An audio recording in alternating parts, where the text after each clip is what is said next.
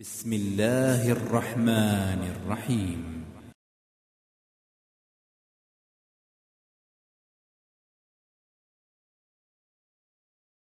السلام عليكم ورحمة الله وبركاته.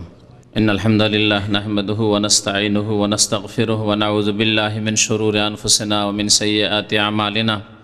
من يهده الله فلا مضل له ومن يضلله فلا هادي له، وأشهد أن لا إله إلا الله وحده لا شريك له، وأشهد أن محمدا عبده ورسوله صلى الله تعالى عليه وعلى آله وصحبه وسلم تسليما كثيرا. أما بعد، فأعوذ بالله من الشيطان الرجيم. بسم الله الرحمن الرحيم. أحل لكم ليلة الصيام الرفث إلى نسائكم هن لباس لكم وأنتم لباس لهن علم الله أنكم كنتم تختانون أنفسكم فتاب عليكم وعفى عنكم فالآن باشروهن وابتغوا ما كتب الله لكم وكلوا واشربوا حتى يتبين لكم الخيط الأبيض من الخيط الأسود من الفجر ثم أتموا الصيام إلى الليل.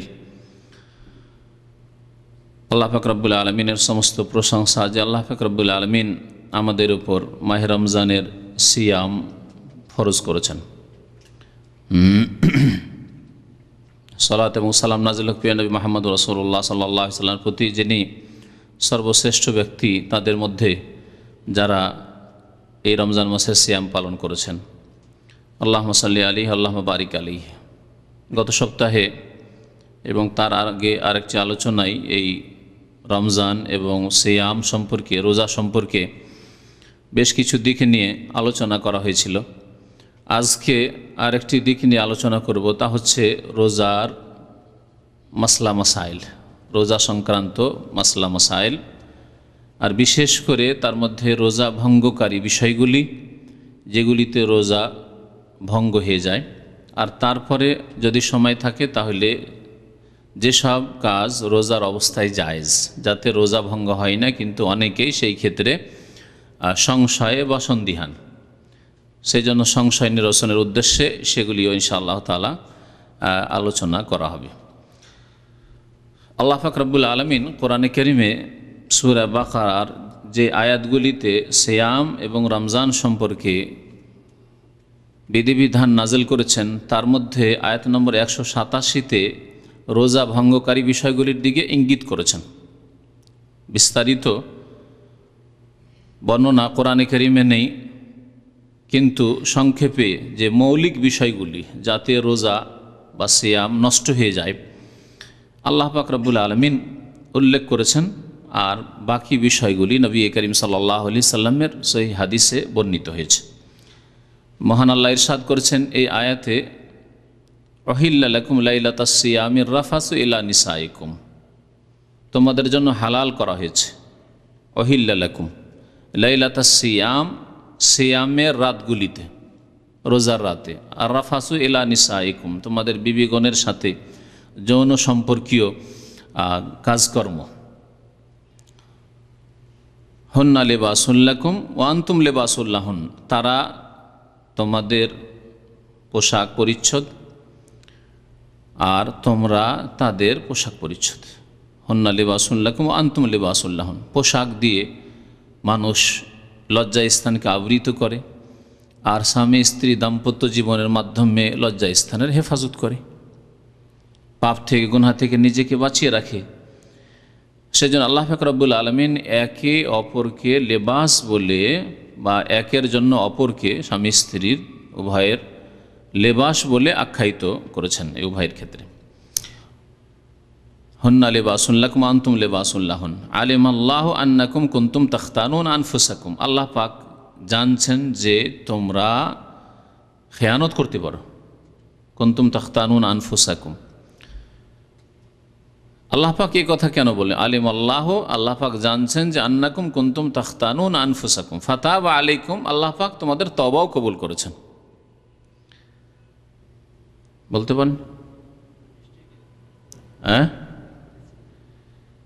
শুরুতে যখন সিয়াম ফরজ হয়, রোজা ফরজ হয়েছে কখন? মক্কায় না মদিনায়? মদিনায়। কোন হিজরিতে? দ্বিতীয় হিজরিতে। দ্বিতীয় হিজরির রমজান মাসের আগে শাবান মাসে। কেউ কেউ দিনও উল্লেখ করেছেন শাবান মাসের সোমবারের দিন ইত্যাদি, আল্লাহু আলাম। তো শাবান মাসে আল্লাহ পাক রব্বুল আলামিন দ্বিতীয় হিজরিতে সিয়াম বা রোজা ফরজ করেছেন। যখন প্রথম রোজা ফরজ হয় তখন আগের জামানার রোজার নীতিমালা মোতাবেক সাহরি খাওয়ার কোনো বৈধতা ছিল না। আগের জামানার রোজা সিয়াম কেমন ছিল? মাগরিবের পরে যতক্ষণ পর্যন্ত জেগে আছেন, ঘুম আসেনি ততক্ষণ পানাহার করেন, আর ঘুম চলে আসলে আর ঘুম থেকে উঠে পানাহার করা যাবে না, হারাম। আর রোজার রাতে যৌন সম্পর্কীয় হারাম, যৌন সম্পর্কীয় কাজ হারাম, অর্থাৎ স্বামী স্ত্রী মিলন এসব হারাম। আল্লাহ পাক রব্বুল আলামিন যে এই যে রোজার রাতে নিষেধাজ্ঞা ছিল, এর মধ্যে কিছু সাহাবীর দ্বারা এই ভুল হয়ে যায়। প্রথম যুগে এরকম ছিল, আগের যুগের মতোই যে নিষেধ ছিল, রোজার রাতেও মিলন হারাম ছিল, কিন্তু কারো দ্বারা এরকম ভুলে যায়। রোজার দিনে নয়, রোজার অবস্থায় নয়, কারণ রোজার অবস্থায় তো রোজা নষ্ট হয়ে যাবে, রোজার রাতে। আল্লাহ বলছেন আলিম আল্লাহ আন্নাকুম কুনতুম তাখতানুন আনফুসাকুম, আল্লাহ জানছেন যে তোমরা তোমাদের নফসের সাথে খেয়ানত করেছো। ফাতাবা আলী, কিন্তু আল্লাহ তওবা কবুল করেছেন। আর এইভাবে রোজার বিধিবিধান যদি থেকে যায় যে মাগরিব পর যতক্ষণ জেগে থাকলে, আর এখন তো সারা রাত ধরে লোকেরা জেগে থাকছে এখানে, হ্যাঁ। আর আজকাল বাড়িতে এক ধরনের পাপের বস্তু টিভি হয়েছে, যার ফলে রাত 12টা 1টা পর্যন্ত শহরের লোকেরা আমাদের দেশেও জেগে থাকছে। কিন্তু এখনও গ্রামে গঞ্জে যান বা যাদের বাড়ি টিভি নেই, যারা ওই হারাম জিনিস দেখে না, কারণ হারামের এতে বেশি জেগে থাকছে। এমন নয় যে টিভি আছে আর দিনই আলোচনা শুনছে সেজন্য ডেলি জেগে থাকছে না, এরকম লোক খুব পাওয়া মুশকিল আছে। কিন্তু সাধারণত হারাম কাজ, ফিল্ম হচ্ছে, সিরিয়াল হচ্ছে, সেই জন্য জেগে বেশি রাত পর্যন্ত জেগে থাকছে মানুষ। কিন্তু এসব না থাকলে আমাদের দেশের মানুষরা এশার আগে খেয়ে ফেললো আর এশার নামাজ পড়ার সাথে সাথে ঘুমিয়ে পড়লো। তাহলে আর রমজান মাসে রোজা রেখে আবার ক্লান্ত, তাহলে আর কি দেরি করবেন? তো রমজান মাসে যতক্ষণ পর্যন্ত জেগে থাকলো আর ঘুম আসলেই খাওয়া দাওয়া শেষ। তাহলে রাত 8টার মধ্যে যদি ঘুম চলে আসে, রাতটা 9টার মধ্যে ঘুম চলে আসে, তাহলে তারপরে খাওয়া দাওয়া হারাম। আবার সারা রাত গেল, রাত 8টা 9টা থেকে সকাল হলো, সারা দিন রোজা রাখতে হবে। সাহারির কোনো বৈধতা ছিল না, সাহারি জায়েজ ছিল না। আর যে ফজর আগে খাবেন না, জায়েজ ছিল না। তো আল্লাহ পাক বলছেন যে এইরকম ভুল তোমাদের হইতে পারে, আল্লাহ পাক মাফ করছেন। এবং ফাল আনা বাশিরুহুন্না, এখন তোমরা স্ত্রীদের সাথে মিলন করো।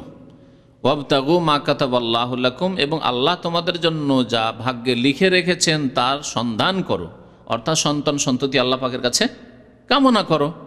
রমজানেও আল্লাহ পাকের কাছে রাত্রে সন্তান সন্ততি কামনা করে আল্লাহ পাক রব্বুল আলামিনের কাছে। তাহলে আল্লাহ পাক এর দ্বারা কি করছেন? জায়েজ করে দিচ্ছেন রোজার রাতে স্বামী স্ত্রী মিলন। তারপরে আল্লাহ পাক বলছেন ওয়াকুলু ওয়াশরাবু, এবং পানাহার করতে থাকো। তাহলে বাশিরুহুন্না, আল্লাহ পাকের একটি হুকুম যে স্বামী স্ত্রী মিলন করতে পারো, ওয়াকুলু ওয়াশরাবু, পানাহার করতে পারো কতক্ষণ? হাত্তা ইয়াতাবায়্যানা লাকুমুল খাইতুল আবিয়াযু মিনাল খাইতিল আসওয়াদি মিনাল ফজর, যতক্ষণ পর্যন্ত শুভ্র রেখা কালো রেখা থেকে ভোরের শুভ্র রেখা কালো কৃষ্ণ রেখা থেকে কালো রেখা থেকে সুস্পষ্ট না হয়েছে। শাব্দিক অর্থ খায়েত মানে হচ্ছে সুতা, হ্যাঁ। সাদা সুতা কালো সুতা থেকে, ভোরের সাদা সুতা কালো সুতা থেকে কি না হয়েছে? সুস্পষ্ট না হয়েছে, পৃথক না হয়েছে। কি অর্থ? হ্যাঁ, এর অর্থ কি আসলে সুতা? তাকা আদি বিন হাতেমেরই রিওয়ায়াত রয়েছে হাদিসে যে আয়াত নাযিল হওয়ার পর বাহ্যিক উনি সুতা কি বুঝেছেন, খায়েত মানে সুতা, তাকা তাই বুঝেছেন। দুটো সুতা নিয়েছেন, একটা সাদা সুতা একটা কালো সুতা। আর ফজর হওয়ার আগে যে ভোর হবে সাহরি খাওয়ার সময় দেখছেন শুধু কালো অন্ধকারে বসে যে কালো আর সাদা, কোনটা কালো কোনটা সাদা বোঝা যাচ্ছে কিনা। যতক্ষণ পর্যন্ত দুটার রং আলাদা আলাদা না বোঝা যাচ্ছে যে খেতে আছে। এই করতে করতে অনেক সময় হয়ে গেছে, বোঝা যায় না। ভালো ফর্সা না হলে বোঝা যাবে না কোনটা কালো সুতা আর কোনটা সাদা সুতা, বোঝা যাবে না। তারপরে নবী করিম সাল্লাল্লাহু আলাইহি সাল্লামকে জানালেন যে ইয়া রাসূলুল্লাহ, তুই তো অনেক পরে বুঝতে পারছিস যে কালো সুতা কোনটা আর সাদা সুতা, তখন তো আজানের পরেও তো বুঝতে পারছি না যে কোনটা কালো সুতা আর কোনটা সাদা সুতা। নবী করিম সাল্লাল্লাহু আলাইহি ওয়াসাল্লাম হেসে দিলেন আর বললেন, তাহলে তো তোমার রাত তো অনেক লম্বা হয়ে যাবে। এইরকম যদি কালো আর সাদা সুতা দেখতে থাকো তাহলে রাত দীর্ঘ হয়ে যাবে আর খেতেই থাকবে তুমি। হ্যাঁ, না, বরং এই আল খাইতুল আবিয়াদ আর খাইতুল আসওয়াদের অর্থ হচ্ছে সাওয়াদুল্লাইলি ওয়া বায়াদুন নাহার। রাত্রের যে কালো সুতা বলা হয়েছে এটা হচ্ছে রাত্রের অন্ধকার, আর বায়াদুন নাহার দিনের শুভ্রতা, দিনের ভোর হওয়া। তো দিন হলে যে ফর্সা হবে এটাকে সাদা সুতা বলা হয়েছে কোরআনের ভাষায়, আর রাত্রে যে অন্ধকার থাকছে ভোর যখন হতে যাচ্ছে সেই সময় সেটাকে বলা হয়েছে আল খাইতুল আসওয়াদ বলা হয়েছে। হ্যাঁ, অর্থাৎ যতক্ষণ পর্যন্ত এখন রাত আছে, রাতের অন্ধকার আছে, মানে এখনো ফজর হয়নি না, বায়াদুন নাহার দিনের সকাল হতে লেগেছে, এখন ফজর হতে লেগেছে, দিনের শুভ্রতা চলে এসছে। যখন দেখতে পাবে যে না, দিনের শুভ্রতা এখন চলে এসছে, পূর্ব আকাশ ফর্সা হতে লেগেছে, সাদা চওড়া হয়ে, খাড়া নয়, চওড়া হয়ে ফর্সা হতে লেগেছে পূর্ব আকাশে, তখন ফজর হয়ে গেছে, ফজর রক্ত হয়ে গেছে, সাহরি খাওয়ার সময় শেষ হয়ে গেছে। আল্লাহ পাক রব্বুল আলামিন তাহলে পূর্ব দিক ফর্সা হওয়ার কথা বলেছেন, এটা হচ্ছে আসল। কারণ দিনের বিধান সমস্ত যুগের জন্য, সমস্ত অবস্থার জন্য এবং সমস্ত ব্যক্তির জন্য। দিন ইসলামের বিধিবিধানের সম্পর্ক ঘড়ির সাথে নেই, না নামাজের রক্তের, না রোজা ধরা, না রোজা ইফতার করা, ঘড়ির সাথে সম্পর্ক নেই। আপনি ঘড়িতে সেটা মিলিয়ে নিয়েছেন যে কখন এটা এই সময়গুলি হচ্ছে, সেটা আলাদা কথা। কিন্তু ঘড়ি যদি, সকলের বাড়িতে ঘড়ি নেই, সকলে ঘড়ি দেখতে জানে না, সকলে শিক্ষিত নয়, ঠিক না? এই জন্য দিনের বিধিবিধানগুলির সম্পর্ক, যেমন রোজা সম্পর্ক, রোজা শুরু হবে শেষ হবে চাঁদের সাথে সম্পর্ক, এবং সাহারি ইফতারি সম্পর্ক হচ্ছে আপনার পূর্ব আকাশের সাথে, ফজরের ক্ষেত্রে পূর্ব আকাশের ক্ষেত্রে, আর যখন মাগরিব হইতে যাচ্ছে তখন পশ্চিম আকাশের দিকে তাকান আর সূর্য ডুবলো কিনা। যে কোনো লোকে কাজ করতে পারে, শিক্ষিতও করতে পারে, অশিক্ষিত করতে পারে, পুরুষও পারবে, নারীও পারবে, সবাই পারবে। আল্লাহর দিন এত সহজ। সুম্মা আতিম্মুস সিয়ামা ইলাল লাইল, অতঃপর তোমরা সিয়াম সম্পূর্ণ করো রাত পর্যন্ত। ইলাল লাইল মানে রাত আগমন করা পর্যন্ত, অর্থাৎ সূর্য অস্তমিত হওয়া পর্যন্ত। সূর্য অস্ত হলেই তোমার রোজা সম্পূর্ণ হয়ে গেল। তাহলে রোজা কখন শেষ হবে এই কথা আল্লাহ পাক এই আয়াতের অংশে যেন বর্ণনা করলেন, সুম্মা আতিম্মুস সিয়ামা ইলাল লাইল। আচ্ছা, এই আয়াতের তাফসীর করলাম সংক্ষেপে। এই আয়াত নিয়ে একটু চিন্তা করে দেখেন যে এই আয়াতে আল্লাহ পাক রব্বুল আলামিন তাহলে কি বলছেন, যে রোজার রাতে সহবাস চলবে, পানাহার চলবে ফজর হওয়া পর্যন্ত।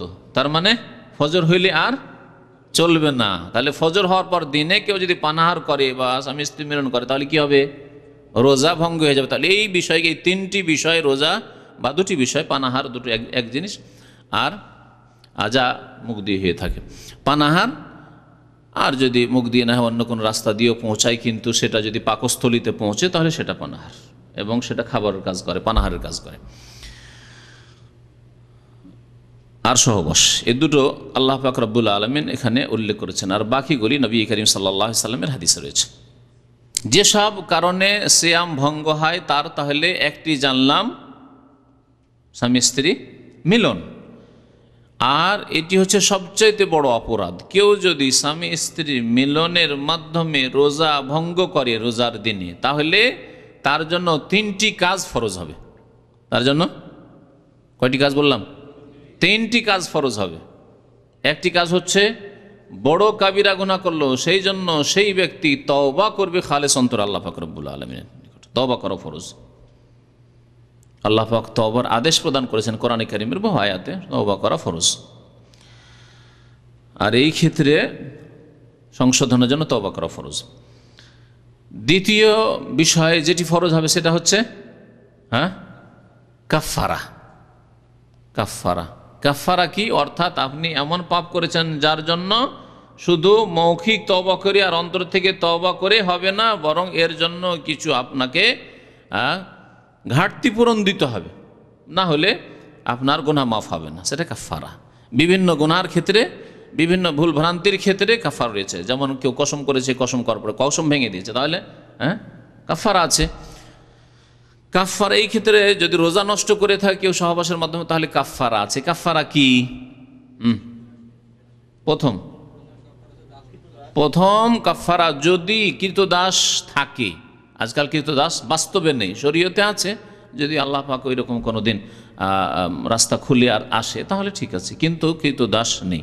তবে শরীয়তের বিধান জেনে রাখতে হবে, কৃতদাস যদি থাকে, চাকররা কৃতদাস নয়, হ্যাঁ, চাকরানি কৃতদাসী নয়। কারণ অনেক জাহেল মূর্খরা মনে করে যে এগুলো আমাদের দাস দাসী, না, এর আপনাদের মজদুর, জি, পরিশ্রম করে, বেতন নেই। কৃতদাস যাদের কেনা বেচা হয় আসবাবপত্রের মতো, মাল সামানের মতো, কৃতদাস আজাদ করা, মুক্ত করা, আপনি আপনার কাছে থাকলে আপনি মুক্ত করে দেন, আর না হলে কারো কাছ থেকে কিনে নেন, যার কাছে আছে, যার অধীনে আছে কৃতদাস, আর কিনে নেওয়ার পরে ওকে বলেন তোমাকে স্বাধীন করে দিলাম, যাও স্বাধীনভাবে তুমি আয় উপার্জন করো, স্বাধীনভাবে তুমি নামাজ রোজা করো, স্বাধীনভাবে তুমি চলাফেরা করো, যেখানে ইচ্ছা সেখানে থাকো, আর তুমি আমার অধীনে থাকলে না। এর নাম হচ্ছে কৃতদাস, স্বাধীন করে দাও বা আজাদ করে দাও। তাহরির ও রাকাবা, এটা নেই আজকাল। সুতরাং এটা শুধু জেনেই রাখতে হবে, আমলের ক্ষেত্রে নেই। এটা আমলের ক্ষেত্রে কি করবো তাহলে? তারপরে কৃতদাস যদি না থাকে বা না স্বাধীন করতে আছে কৃতদাস, কিন্তু আমার কাছে অত টাকা নেই, একটা কৃতদাসের দাম হচ্ছে 1 লক্ষ টাকা, পাবো কোথায়? বা 50,000 টাকা পাবো কোথায়? নেই আমার কাছে হয়তো। তাহলে কি করতে হবে? 60 দিন রোজা রাখতে হবে, হ্যাঁ, বিনা কোনো বিরতিতে, একটা না, কন্টিনিউ রোজা রেখে যেতে হবে। শরীয়তি ওজর আল্লাহর কাছে গ্রহণযোগ্য, শরীয়তি যদি ওজর থাকে, অর্থাৎ এই 60 দিনের মধ্যে শরীয়তি ওজর হচ্ছে, যেমন অসুস্থ হয়ে গেলে, অসুস্থ হলে রমজান মাসের রোজা অন্য মাসে করা যাবে, এইরকমই কাফারা রোজা রাখতে রাখতে এই 60 দিনের মধ্যে অসুস্থ হয়ে পড়লো, মাঝে মধ্যে যে সময়গুলিতে অসুস্থ হলো রোজা ছাড়তে পারবে। এর মধ্যে সফর করতে হইলো কোথাও, মুসাফির, এই ধরনের যে ওজরগুলি শরীয়তি ওজর রয়েছে যদি থাকে। এর মধ্যে মহিলাদের মাসিক ঋতু চলে আসলো, শরীয়তি ওজর না, বাচ্চা ভূমিষ্ঠ হলো, নেফাস চলে আসলো, তাহলে মধ্যখানে 40 দিন গ্যাপ দিতে পারবে। আর না হলে গ্যাপ দেওয়া যাবে না, একটা না, রোজা রাখতে হবে 60 রোজা। আজকাল মানুষের জন্য সম্ভব? হ্যাঁ, বড়ই মুশকিল। এই এক রোজার জন্য তো এই বিপদ এসেছে ওর জীবনে। তো একটা রোজা রাখতে গিয়ে যদি বিপদ এসে থাকে, ওই একটা রোজা না নষ্ট করলে তো 60 মুসিবত আসতো না, নিজের উপরে মুসিবত টেনে নিয়েছো। তাহলে যদি না পারে এটাও করতে, তাহলে কি করবে? ফাইতামু সিত্তিনা মিসকিনা, 60 জন মিসকিন দরিদ্রকে অন্নদান করবে, খেতে দেবে। প্রত্যেক মিসকিনকে আধা সা করে, আধা সা মানে আনুমানিক 1.5 কেজি, আনুমানিক 1.5 কেজি করে। তাহলে কত হয়ে যাবে 1.5 কেজি হইলে? হ্যাঁ, 60 মিসকিন 90 কিলো, 90 কিলো। আজকালকার এখানকার বস্তা 45 কিলোর আছে, 2 বস্তা। আর এই বিপদে পড়তে যান না, কারণ বললাম যে এই তো দুটো তো করলেন, আরেকটা কি করতে হবে? হ্যাঁ, যারা সহবাস করে রোজা ভঙ্গ করবে, রোজা নষ্ট করবে, আর একটা হচ্ছে তওবা করা, একটা হচ্ছে কাফারা দেওয়া, যা বললাম, আর একটি কাজ হচ্ছে রোজা যে কটা নষ্ট করেছে সে কটা কাজা করবে। তাহলে একদিনের রোজা যদি এইভাবে নষ্ট করে থাকে তো 1 রোজা, হ্যাঁ, কাজা করতে হবে। তাহলে কাজা আলাদা, কাজা 1 রোজার বদলে 1 রোজা, আর কাফারা 1 রোজা বদলে 1 রোজা না, যা আল্লাহ বলেছেন সেটা হচ্ছে কাফারা। কসমের কাফারা আলাদা, আর এই ক্ষেত্রে রোজা ভঙ্গ করা সহবাসের মাধ্যমে এর কাফারা আলাদা। আল্লাহ পাক রব্বুল আলামিনের কাছে তওবা করতে, এটি হচ্ছে সবচেয়ে বড় অপরাধ, রোজা ভঙ্গকারী বিষয় এবং অপরাধ। আচ্ছা, এই ক্ষেত্রে যদি সম্মতি থাকে উভয়ের, স্বামী স্ত্রী দুজনের সম্মতি থাকে, তাহলে দুইজনকেই তওবা করতে হবে, দুইজনকেই কাজা করতে হবে, দুইজনকেই কাফারা দিতে হবে। আর যদি দুইজনের একজনের ওপর জবরদস্তি করা হয়, জবরদস্তি মানে জবরদস্তি যে অর্থে ব্যবহার হয় সেই অর্থে, এই নয় যেমন এক ভাই আমাকে কিছুক্ষণ আগে জিজ্ঞাসা করছিলেন যে আমাকে একটু টান দিলেন অথবা আমার দিকে ঘষকে চলে আসলো, হ্যাঁ, এইগুলো জবরদস্তি না। হ্যাঁ, একেবারে না ছড়ে জিদ করা শুরু করলো, পিড়াপিড়ি শুরু করলো, এগুলো জবরদস্তি না। জবরদস্তি আমি পারছি না, চোরে হাত পা বেঁধে দিতেছে, আর কিছুই করতে পারছেন না আপনি, নড়াচড়া করতে হবে, জবরদস্তি, ঠিক না? পকেট থেকে টাকা সহজে বের করে দেবেন, জবরদস্তি হয়েছে তখনই বের করে দিচ্ছেন, হয় জানের ভয়, না দিলে মেরে দেবে, আর না হলে হাত পা বেঁধে দিচ্ছে, পকেট থেকে বের করলে আমি কিছু করতে পারলাম না, তাই না? এর মানে জবরদস্তি। কয়েক বছর আগে এক ভাই জিজ্ঞাসা করছে, বলছে আমার স্ত্রী আমার উপর জবরদস্তি করেছে। হাস্যকর কথা, স্ত্রী আমার উপর জবরদস্তি করেছে, আশ্চর্য কথা। বলে আপনার চাইতে তার গায়ে বেশি শক্তি নাকি? হ্যাঁ, জবরদস্তি অর্থ বুঝেন। যাই হোক, আল্লাহ হিদায়াত করেন। নবী করিম সাল্লাল্লাহু আলাইহি ওয়াসাল্লামের জামানায় এক সাহাবীর এইরকম ভুল হয়ে গেছিল। তাহলে হতে পারে, ভুল হতে পারে, কিন্তু ভুলের সংশোধন রয়েছে, দ্রুত সংশোধন করতে হবে। ওয়া খায়রুল খাত্তাইন আত-তাওয়াবুন, উত্তম ভুলকারী ওই ব্যক্তি যেই ব্যক্তির দ্রুত তওবা করে আল্লাহ পাকের দরবারে ফিরে আসে, সংশোধন করলো। নবী করিম সাল্লাল্লাহু আলাইহি ওয়াসাল্লাম আত-তাইবু মিনা যামবি কামাল্লাহ, প্রথম কথা ওই ব্যক্তি সবচেয়ে নেক যে ভুল করে না। আর তারপরে ওই ব্যক্তি ভালো যে ব্যক্তি ভুল করার পরে ভুলের উপর অটল থাকে না, দ্রুত সংশোধন করে। আত-তাইবু মিনা যামবি কামান লা যামবা লাহ। নবী করিম সাল্লাল্লাহু আলাইহি ওয়াসাল্লামের আরেকটি হাদিস, গুনাহ থেকে তওবাকারী ওই রকমই যেই রকম ওই ব্যক্তি যে ব্যক্তি যেন গুনাহ করেনি, গুনাহ হয়নি। কারণ গুনাহকে আপনি আপনার আমলনামায় থাকতে দিলেন না। আল্লাহ পাক রব্বুল আলামিন যেন আমাদেরকে তৌফিক দান করেন। আল্লাহ পাক গুনাহ থেকে প্রথম আমাদের বেঁচে থাকার তৌফিক দান করেন। আর যেসব ভাইদের দ্বারা ভুল ভ্রান্তি গুনাহ হচ্ছে আর আমরা সকলেই গুনাহগার, আল্লাহ পাক আমাদেরকে দ্রুত তওবা করার তৌফিক দান করেন। দ্বিতীয় কারণ যাতে রোজা নষ্ট হয় তা হচ্ছে ইচ্ছাকৃত বীর্যপাত করে দেওয়া। ইচ্ছাকৃত বীর্যপাত কেমন করে হইতে পারে? হ্যাঁ, হস্তমৈথুন অথবা চুম্বন করতে গিয়ে, আলিঙ্গন করতে গিয়ে, জড়িয়ে ধরতে গিয়ে। দুর্বল মানুষ আবার ওই জড়িয়ে ধরতে যায়, দুর্বল মানুষ আবার চুম্বন দিতে যায়। নবী করিম সাল্লাল্লাহু আলাইহি ওয়াসাল্লাম চুম্বন দিয়েছেন রোজার অবস্থায়, কিন্তু মা আয়েশা রাদিয়াল্লাহু তাআলা আনহা বলছেন যে তোমাদের মধ্যে কে তার মতো নিজেকে সংযত রাখার মতো ক্ষমতা রাখে? সুতরাং যার মধ্যে সংযত থাকার ক্ষমতা নেই, নিজেকে থেমে রাখার, সেই ব্যক্তি ওই বর্ডারে যাবেন না, বর্ডার থেকে দূরে থাকবেন, বিপজ্জনক অবস্থায় যাবেন না। স্পর্শ করা ইত্যাদি, অথবা বেশি বেশি চিন্তা করা। এক হচ্ছে এমনি সাধারণ কোনো সময় চিন্তা চলে আসছে, দূরে আছেন, পরিবারের কথা চিন্তা আসলো, আর সেই অবস্থায় চিন্তা আস্তে আস্তে হয়ে গেল, তাহলে এতে রোজা নষ্ট হবে না। কারণ আপনি এই চিন্তা নিজে থেকে করেন, অনিচ্ছাকৃত এই চিন্তা মনে চলে এসছে, আর বিবির কথা মনে পড়েছে, আর অসুস্থ দুর্বল মানুষ হঠাৎ করে বীর্যপাত হয়ে গেল, তাহলে এতে রোজা নষ্ট হবে না। কিন্তু মাসলা বোঝার চেষ্টা করবেন। কিন্তু না, একটা লোক শুধু চিন্তা, সবসময় ওর চিন্তায় ঢুকিয়ে রেখেছে, এই মগজে ওই নতুন বিয়ে করে রেখে এসছে, ওর ছাড়া আর কিছু নেই, সবসময় ওই চিন্তাকে দীর্ঘক্ষণ ধরে রাখে, তাহলে ওর পক্ষ থেকে ত্রুটি, এই ত্রুটির কারণে রোজা নষ্ট হয়ে যাবে যদি বীর্যপাত হয়। আজকাল যারা ব্লু ফিল্ম দেখে পাপিষ্টরা, তাদের অনেকের বীর্যপাত হয়ে যায়। হ্যাঁ, রোজা নষ্ট হবে না? রোজা নষ্ট হয়ে যাবে, কারণ সে এই ব্লু ফিল্ম দেখে নিজেকে এমন পর্যায়ে পৌঁছে দিল যেন নিজে থেকে বীর্যপাত করলো হস্তমৈথুনের মতো, সেজন্য এতে রোজা নষ্ট হয়ে যাবে। আল্লাহ পাক রব্বুল আলামিন হাদিসে কুদসিতে ইরশাদ করেছেন, ইয়াদাউ তুআমাহু ওয়া শাহওয়াতাহু ওয়া শারাবাহু মিন আজালি, রোজা আমার জন্য, ইল্লা সাওম ফাইন্নাহু লি ওয়া আনা আজজি বিহি, রোজা একমাত্র আমার সন্তুষ্টির জন্য রাখা হয়, আমার জন্য লোক দেখানো বিষয় থাকে না তাতে, এবং আমি তার প্রতিদান দেব। কারণ রোজাতে কি করে, রোজাদার ব্যক্তি, সিয়াম পালনকারী ব্যক্তি, তার খাবার, তার পানীয়, তার যৌন কামনা বাসনা আমার সন্তুষ্টির জন্য ছেড়ে দেয়, মিন আজলি, আমাকে সন্তুষ্ট করার জন্য। কার জন্য? আল্লাহর জন্য। যদি আল্লাহর ভয় না থাকতো তো লুকিয়ে করতো, মাও জানলো না, বোনও জানলো না, ভাই জানলো না, গ্রামবাসীও জানলো না, হ্যাঁ, লুকিয়ে। এমনকি স্ত্রীকেও জানতে দিল না, পানি খেয়ে নিল, কেউ জানতে পারবে না, বাথরুমে পানি খেয়ে নিল। কিন্তু আল্লাহ সন্তুষ্টির জন্য কেউ পানি খায় না বাথরুমে গিয়ে, কেউ পুকুরে আর নদীতে ডুব দিয়ে পানি খায় না, যদি মুসলিম রোজাদার সত্যিকার অর্থে হয়। তাহলে সহিহ বুখারীর হাদিস। তাহলে এই হাদিস প্রমাণ করে যে প্রবৃত্তির অনুসরণ, শাহওয়াত মানে যৌন কামনা পূরণ করাকে ত্যাগ করতে হবে সিয়াম অবস্থায়। ইয়াদাউ তুআমাহু ওয়া শারাবাহু ওয়া শাহওয়াতাহু, নবী সাল্লাল্লাহু আলাইহি ওয়াসাল্লাম বলেছেন। তবে এতে এভাবে যদি রোজা ভঙ্গ করে, মানে বীর্যপাত করে, এতে কি হবে? তওবা করতে হবে, কারণ সে কাবিরা গুনাহ করলো, রোজা ভঙ্গ করে, ফরজ রোজা ভঙ্গ করলো। আর রোজার বিনিময়ে রোজা রাখতে হবে, কাজা করতে হবে, তাতে ফরজ আদায় হবে, কিন্তু তার নেকি, যে বড় নেকি তার ছুটে গেল রমজান মাসের, ওই নেকির ঘাটতি পূরণ হবে না। বাকি তৃতীয় বিষয় যেটি ছিল সহবাসের ক্ষেত্রে কাফফারা, সে কাফফারা লাগবে না। কাফফারা একমাত্র সহবাসের ক্ষেত্রেই কাফারা আল্লাহ পাক ফরজ করেছেন।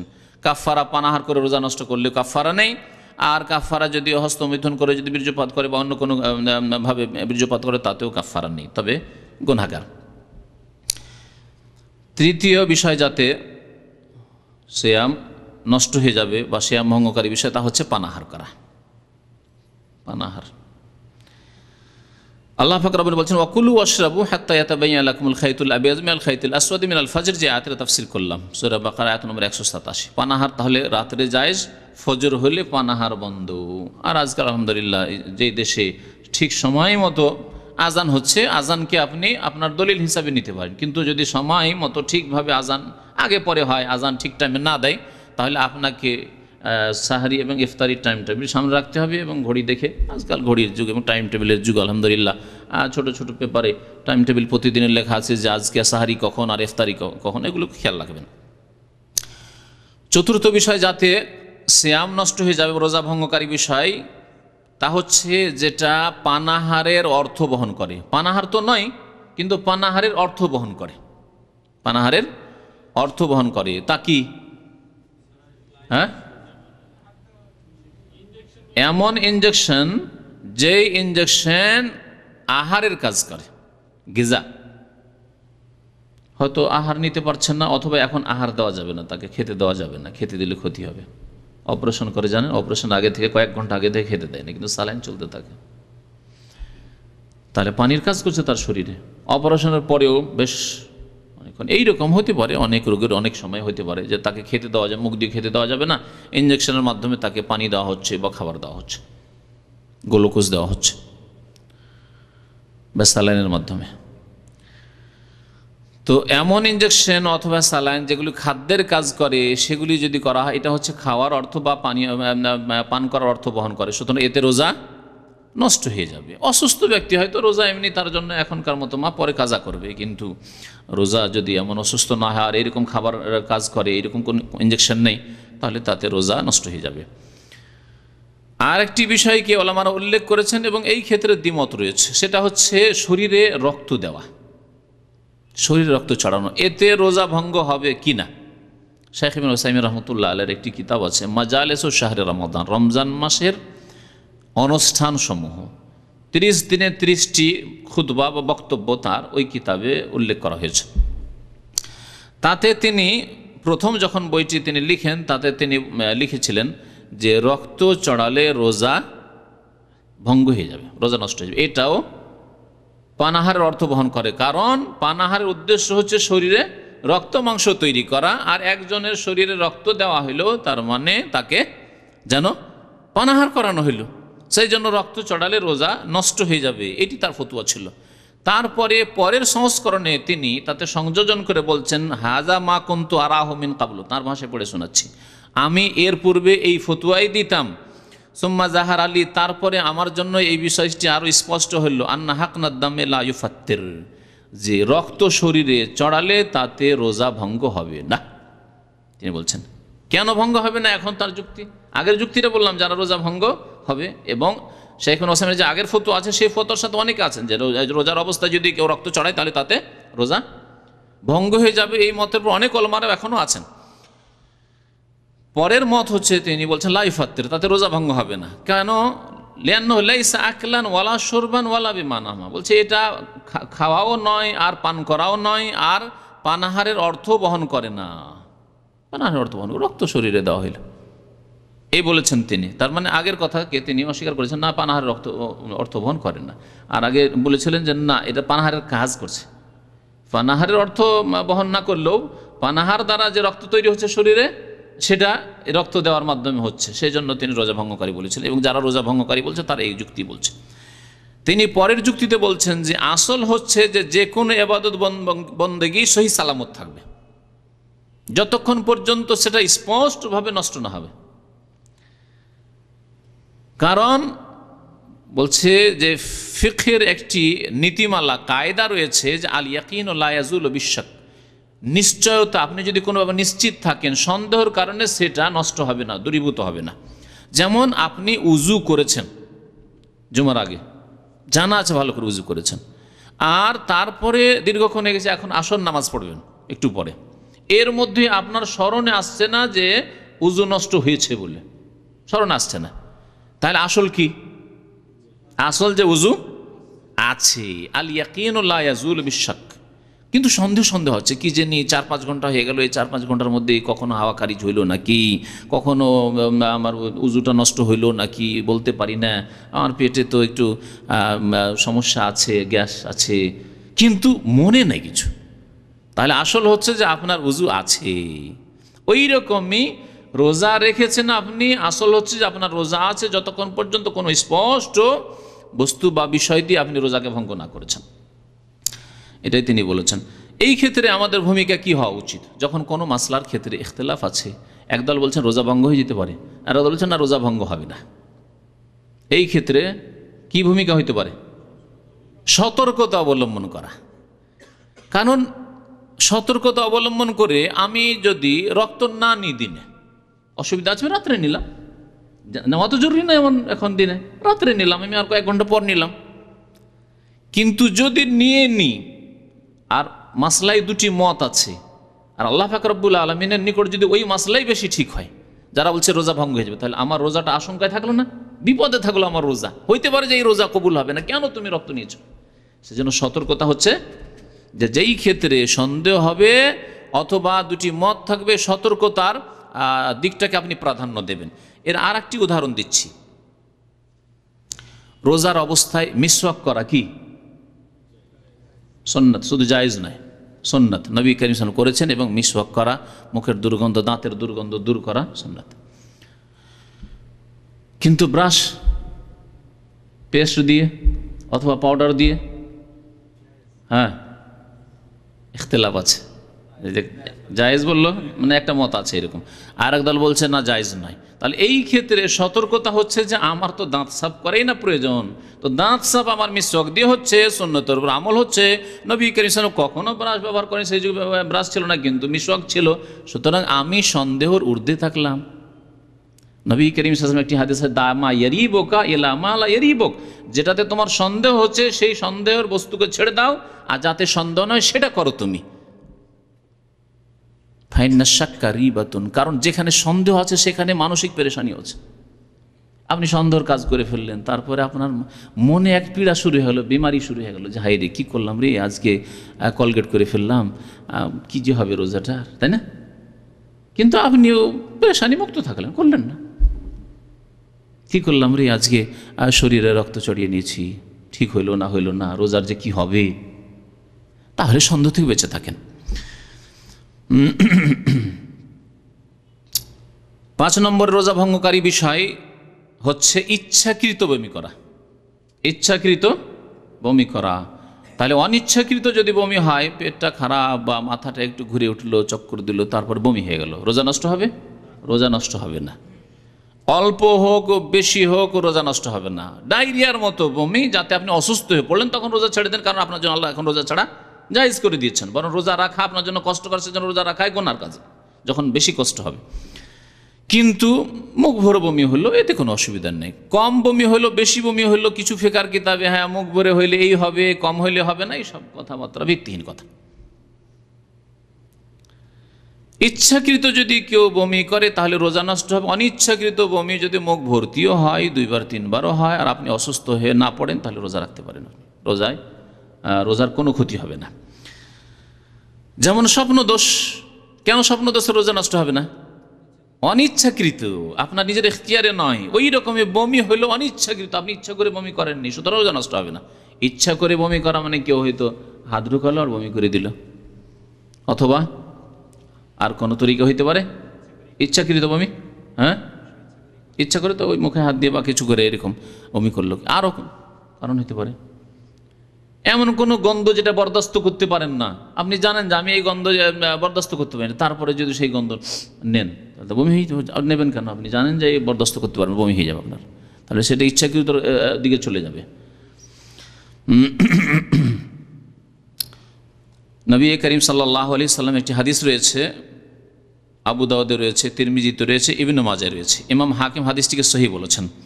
মান জারাহুল কাইয়ু ফালাইসা আলাইহি কাযা, কারো যদি অনিচ্ছাকৃত বমি চলে আসে তাহলে তাকে কাজা করতে হবে না, তার মানে ওই রোজা সে সম্পূর্ণ করুক, কাজা করতে হবে। অমানিস তাকা আমদান, আর কেউ যদি ইচ্ছা করে, জেনে শুনে ইচ্ছা করে চেষ্টা করে বমি করে দেয়, ফালিয়াকজে, তাহলে সে যেন সে রোজা কাজা করে নেয়, মানে সেই রোজা তার হলো না, সুতরাং সে কাজা করবে।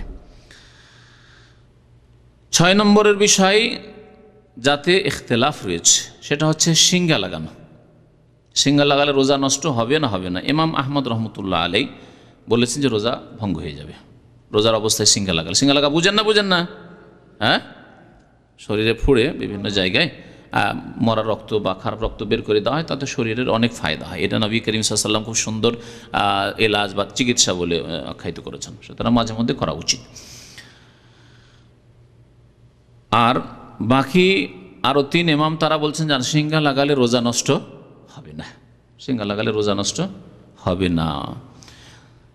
যারা বলছেন সিঙ্গা লাগালে রোজা নষ্ট হয়ে যাবে, ইমাম ইবনে হুসাইম রহমতুল্লাহ আলাইহি সেই মতই পেশ করেছেন মাজালিসে শাহর রমাদানে।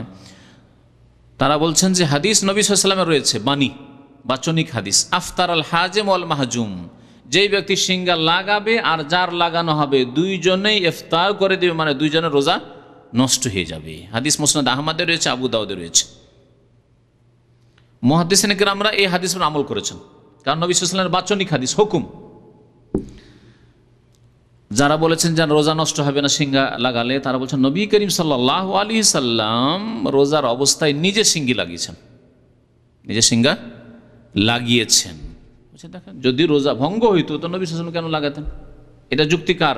যারা বলছে যে রোজা নষ্ট হবে না, এর জবাব কি দিবে? যারা বলছেন না সিঙ্গা লাগালে রোজা নষ্ট হয়ে যাবে, তারা বলছেন না, এটা নবী সাল্লাল্লাহু আলাইহি ওয়াসাল্লামের সাথে খাস হইতে পারে, আমাদেরকে হুকুম করেছেন আফতার আল হাজিম ওয়াল মাহজুম, যে সিঙ্গা লাগাবে, যার সিঙ্গা লাগানো হবে রোজা ভঙ্গ হয়ে যাবে। যার সিঙ্গা লাগানো হবে তার থেকে রক্ত বের করা হলে এবং সে দুর্বল হয়ে যেতে পারে, সেই জন্য রোজা ভঙ্গ। কিন্তু যে ব্যক্তি লাগাচ্ছে, টান দিচ্ছে, তার রক্ত টানছে, চিকিৎসক, তার কেন রোজা নষ্ট হবে? আগের যুগে মুখ দিয়ে বাঁশি দিয়ে মুখে টান দিত, হ্যাঁ, না এখন হয়ে গেছে, হ্যাঁ, দেশে মুখে টানে, কিন্তু এখানে মেশিন আছে, সিরিঞ্জের মধ্যে মেশিন হয়ে গেছে, তাই না? তো এই আশঙ্কায় যে ভিতরে তার চলে যেতে পারে কিছু, সেই জন্য বলা হয়েছে এই তোমার রোজা শেষ, দিনে লাগাবে না। রোজার দিনে তুমি যদি সিঙ্গা লাগাও তাহলে তোমার রোজা নষ্ট, কিন্তু যে লাগাবে তারও আর যার লাগাবে তারও। বলছেন ইমাম আহমদ এবং মুহাদ্দিসিনে কেরাম যারা বলছেন রোজা ভঙ্গ হয়ে যাবে সিঙ্গা লাগালে, তারা বলছেন নবী সাল্লাল্লাহু আলাইহি ওয়াসাল্লাম আমাদেরকে হুকুম করেছেন, বাচনিক হাদিস আমাদের আমলের জন্য, আর নবী সাল্লাল্লাহু আলাইহি ওয়াসাল্লামের কর্ম সেটা হইতে পারে তার জন্য খাস। অনেক মাসলা মাসাইল তার জন্য খাস ছিল, 4-এর বেশি বিবাহ করা তার জন্য খাস ছিল। আর তারা বলছেন না, নবী সাল্লাল্লাহু আলাইহি ওয়াসাল্লাম করেছেন, তার মানে রোজা ভঙ্গ হবে না, তবে রোজার অবস্থায় না করাই ভালো, এক। আর তারপর বলছেন না, ওই হাদিস হয়তো কেউ বলছেন মনসুখ, রহিত হয়ে গেছে। এই দুটি মত রয়েছে। এই ক্ষেত্রেও আমাদের ভূমিকা কেমন হওয়া উচিত? এহতিয়াত, সতর্কতা। আগে যে মাসলা বললাম, হ্যাঁ, যখন ইখতিলাফ আছে তখন আমরা সতর্ক, দিনে সিঙ্গা না লাগিয়ে রাত্রে লাগাইলাম, জি, অথবা রমজান পরে লাগালাম। আমরা রমজানে অনেক সময় হালকা অসুস্থতার জন্য ডাক্তারের কাছে যাই না। আমাকে এক দাঁতের ডাক্তার ভাই আছেন আমাদের বাংলাদেশ ভাই, বারবার করে ডাকছেন এই রমজান মাসে, আমি গাফিলতিতে গেলাম না, কারণ অত এমার্জেন্সি ফরজ না, ভাবলাম যে রমজান পরেই যাওয়া যাবে। তাহলে মানে অনেক ক্ষেত্রে আমরা রমজানে যাই না, যাকে এই কাজটা রমজান পরেই করব। তো ওই রকমই সিঙ্গা লাগানো আমরা রমজানের রাত্রে করলাম, আর না হলে রমজান পরেই করলাম, সন্দেহ থেকে বেঁচে থাকলাম। 7 নম্বর বিষয় যাতে রোজা নষ্ট হয়ে যাবে, সেটা আর সম্পর্ক হচ্ছে মহিলাদের সাথে। তা হচ্ছে রোজা অবস্থায় আছে, অবস্থায় হঠাৎ করে মাসিক ঋতু চলে আসলো, তাহলে রোজা শেষ তার। সূর্য ডুবার যদি 10 মিনিট আগেও হয়, 5 মিনিট আগে, এখনও সূর্য ডুবেনি, গেল রোজা নষ্ট। এইরকমই বাচ্চা ভূমিষ্ঠ হয়, রোজার অবস্থায় ছিল, বাচ্চা ভূমিষ্ঠ হয়ে গেল, রোজা নষ্ট হবে না? তাহলে এগুলি রোজা ভঙ্গকারী বিষয়। তাহলে রোজা ভঙ্গকারী বিষয়গুলি সম্পর্কে যদি ভালো করে চিন্তা করে দেখেন, হয় শরীরে কিছু ঢুকছে অথবা শরীর থেকে কিছু বের হচ্ছে, এইরকম জিনিসগুলো, তাই না? শরীর থেকে কিছু বের হচ্ছে অথবা ঢুকছে, পানাহার শরীরের মধ্যে যাচ্ছে, হ্যাঁ, তারপরে আপনার ওই ইঞ্জেকশন যে হচ্ছে আহারের ইঞ্জেকশন ভিতরে যাচ্ছে, স্যালাইন ভিতরে যাচ্ছে, বের হচ্ছে মাসিক ঋতু, নেফাস, হ্যাঁ, এইরকম বমি যদি ইচ্ছাকৃত, যেহেতু নবী সাল্লাল্লাহু আলাইহি ওয়াসাল্লাম বলেছে ইচ্ছাকৃত হলে, অনিচ্ছাকৃত হলে নয়। হ্যাঁ, সহবাসের ক্ষেত্রে, সহবাস যেহেতু ভোগবিলাস, ওটা আরেকটা কারণ, ভোগবিলাস না, রোজার অবস্থা ভোগবিলাস নাই, আল্লাহর ইবাদত বন্দেগী থাকবে, যেমন এখন হজের এহরামের অবস্থায় না, ভোগবিলাস নাই, স্ত্রী থেকে দূরে থাকো। আর একটি কারণে রোজা নষ্ট হয়ে যাবে, ইমান ইসলাম সব কিছু নষ্ট হয়ে যাবে, অতীতের সমস্ত আমল নষ্ট হয়ে যাবে। হ্যাঁ, দিয়ে 8 পুরা করা যেতে পারে ওটা দিয়ে। সেটা হচ্ছে ইমান ভঙ্গকারী বিষয়, শিরিক হোক, কুফরি হোক, হ্যাঁ, মুরতাদ হয়ে যাওয়ার কথা। শিরিক করে রোজার অবস্থায় মাজারে গেল, আর গিয়ে বাবা গো সেজদা, তোমার কাছে ছেলে চাইতে এসছে, হ্যাঁ, বাবা গো আমার রোগ ভালো করে দাও। রোজার দিনে মাজারে যায় না? যায়। আল্লাহর দরবারে যাওয়ার তৌফিক হয় না মুশরিকদেরকে। তাহলে রোজাও নষ্ট সেই দিনের, আর অতীতের সমস্ত আমল নষ্ট। আল্লাহ বলছেন লাইন আশরাকতা লাইহাবাতান্না আমালক, তুমি যদি শিরক করো তোমার আমল কি হয়ে যাবে? ধ্বংস হয়ে যাবে। আর রোজাটা আমল কি না? রোজা ধ্বংস, আর অন্য অন্য সমস্ত আমল ধ্বংস। এইরকমই কেউ যদি কুফরি কথা বলে এবং বা কুফরি করে, মুরতাদ হয়ে যায়। এমন কথা বললো যাতে মুরতাদ হয়ে যাবে, ইসলাম বিমুখ কাফের। শিরিক ছাড়া অন্য করে বলেন আমি মানি না এই রোজা, রোজার অবস্থায় আল্লাহ না করে কোনো বিধি নেই, এরকম কথা বলে, এরকম মুরতাদ সমাজ আছে। রোজার অবস্থায় ও নিজেও রোজা আছে, তারপরে আপনাকে ঠাট্টা করে গত সপ্তাহে বলেছিলাম, তাই না? কি পাচ্ছিস রোজা রেখে খামাখা এত কষ্ট করে? কিছু পেয়েছিস? তাহলে কি মুরতাদ, সে তার রোজা নষ্ট হয়ে গেল, রোজা নষ্ট হয়ে গেল। কারণ মুরতাদ হয়ে গেলে, কাফের হয়ে গেলে, মুশরিক হয়ে গেলে সমস্ত আমল ধ্বংস হয়ে যায়। রোজা ভঙ্গকারী বিষয়গুলি সম্পর্কে মোটামুটি বিস্তারিতই আলোচনা হয়েছে, যদিও সবগুলির দলিল হয়তো বিস্তারিত না হলেও এই 8টি বিষয়ের বাইরে আর তেমন কোনো বিষয় নেই। কিছু বিষয় আছে যেগুলিতে কিছু ইখতিলাফ আছে, মতানৈক্য আছে। একদল বলছে রোজা ভঙ্গ হবে, আর একদল বলছে রোজা ভঙ্গ হবে না। কিন্তু সঠিক হচ্ছে যে রোজা ভঙ্গ হবে না। অথবা ইখতিলাফ নেই, কিন্তু জনসাধারণ, যারা সাধারণ মুসলিম, তাদের সংশয় আছে যেগুলি করা যাবে যাবে না, এতে কি হবে। ওই বিষয়গুলি আপনাদের সামনে উল্লেখ করেছি। বেশ কিছু জিনিস আছে, ওর মধ্যে একটি বিষয় হচ্ছে পানিতে নামা বা পানিতে ডুব দিয়ে থাকা। হ্যাঁ, দীর্ঘক্ষণ ডুব দিয়ে থাকেন পানিতে, আপনি বারবার ডুব দিয়ে থাকেন, সারাদিন সাঁতার কাটে থাকেন রোজার অবস্থায়। কেন এটা উল্লেখ করা হয়েছে? কারণ এতে সংশয় আসতে পারে। শরীরের কিন্তু ওই যে লোমকূপ আছে, এই যে লোমগুলো আছে, লোমকূপ আছে, ওগুলো দিয়ে কিন্তু কিছুটা পানি টানছে শরীরে। এই জন্য বাইরে থাকলে শরীর মনে হচ্ছে শুকিয়ে যায়, ভিতরটা শুকিয়ে যাচ্ছে। আমরা গরমের দিনে কি করতাম ছোটোকালে, এই মনে হচ্ছে যে আজকে থেকে 20 বছর আগে, তখন যৌবনকাল আমাদের, 20 বছরের বেশি না, আপনার গরমের সিজনে যে রোজাটা এখন এসছে, আর এক গরম ধরনের 30 বছরের বেশি, 30 থেকে 34 36 বছর। 30 বছর আগে আমাদের বয়স 16 17 18 ছিল, তখন রোজা রেখেছি, বড়ই কষ্ট হতো। গামছা ভিজিয়ে কয়েকবার করে ভিজাতাম, ভিজে গোটা শরীর, খালি গায়ে, গেঞ্জি টেঞ্জি কিছু না, খালি গায়ে জড়িয়ে রাখতাম, আর শরীরটা ভিজে থাকতো, বেশ আরাম লাগতো। বিছানা ভিজিয়ে দিতাম, ভিজা কাপড় বিছানা বিছিয়ে দিতাম, আর শুয়ে থাকতাম বিছানায়। শরীর রস টানছে না টানছে না? এগুলি সব জায়েজ না? জায়েজ নয়? পানিতে ডুবে থাকা জায়েজ। গামছা ভিজে আপনি শরীরে জড়িয়ে রাখেন, কারণ শরীরটা শুকিয়ে যাচ্ছে, রোজাটা ছাড়তে চান না, আর ছাড়লে গুনাহগার হবেন। কারণ রোজা ছাড়তে পারবেন কখন? যখন আপনি একবার বাধ্য হয়ে যাবেন, আর বাঁচবো না আমি, এখন যদি আমি রোজা রাখি আর পানি পান না করি তো আর বাঁচবো না, তখন রোজা ছাড়া জায়েজ। তখন আপনি অসুস্থর মতো, ইল্লা মাযতুরিরতুম, আল্লাহ বলছে যখন বাধ্য হয়ে যাবে। রোজার অবস্থায় সুরমা লাগানো জায়েজ না জায়েজ নয়? জায়েজ। রোজার অবস্থায় চুম্বন দেওয়া আলোচনায় চলে এসছে, হ্যাঁ, জায়েজ না জায়েজ নয়? জায়েজ, কিন্তু সতর্ক। যদি দেখা যায় যে আমি দুর্বল, আমাকে 1 মিনিট লাগে না, 1 মিনিটের মেহমান, হ্যাঁ, বুঝেন না আপনারা, হ্যাঁ, 1 মিনিটের অতিথি, তো তাহলে 2-4টা চুম্বন দিলেই তো অবস্থা খারাপ হয়ে যাবে। হ্যাঁ, হয় বীর্যপাত হয়ে যাবে, আর না হইলে রোজাকে ভেঙে ফেলবে, নষ্ট করে ফেলবে, তাহলে জায়েজ নয়, আশঙ্কা থাকে। কিন্তু যদি ইমানের দিক থেকে শক্তিশালী হয়, আর শারীরিক দিক থেকেও শক্তিশালী, যে আমার এই সাধারণ এতে বীর্যপাত হবে না, অথবা আমার ইমান আছে, আমি নিজেকে কন্ট্রোল রাখতে পারবো, সুতরাং আমার দ্বারা গুনাহ হবে না, যে সহবাস হয়ে যাওয়ার আশঙ্কা আছে এটাও হবে না, তাহলে চুম্বন দেওয়া জায়েজ আছে।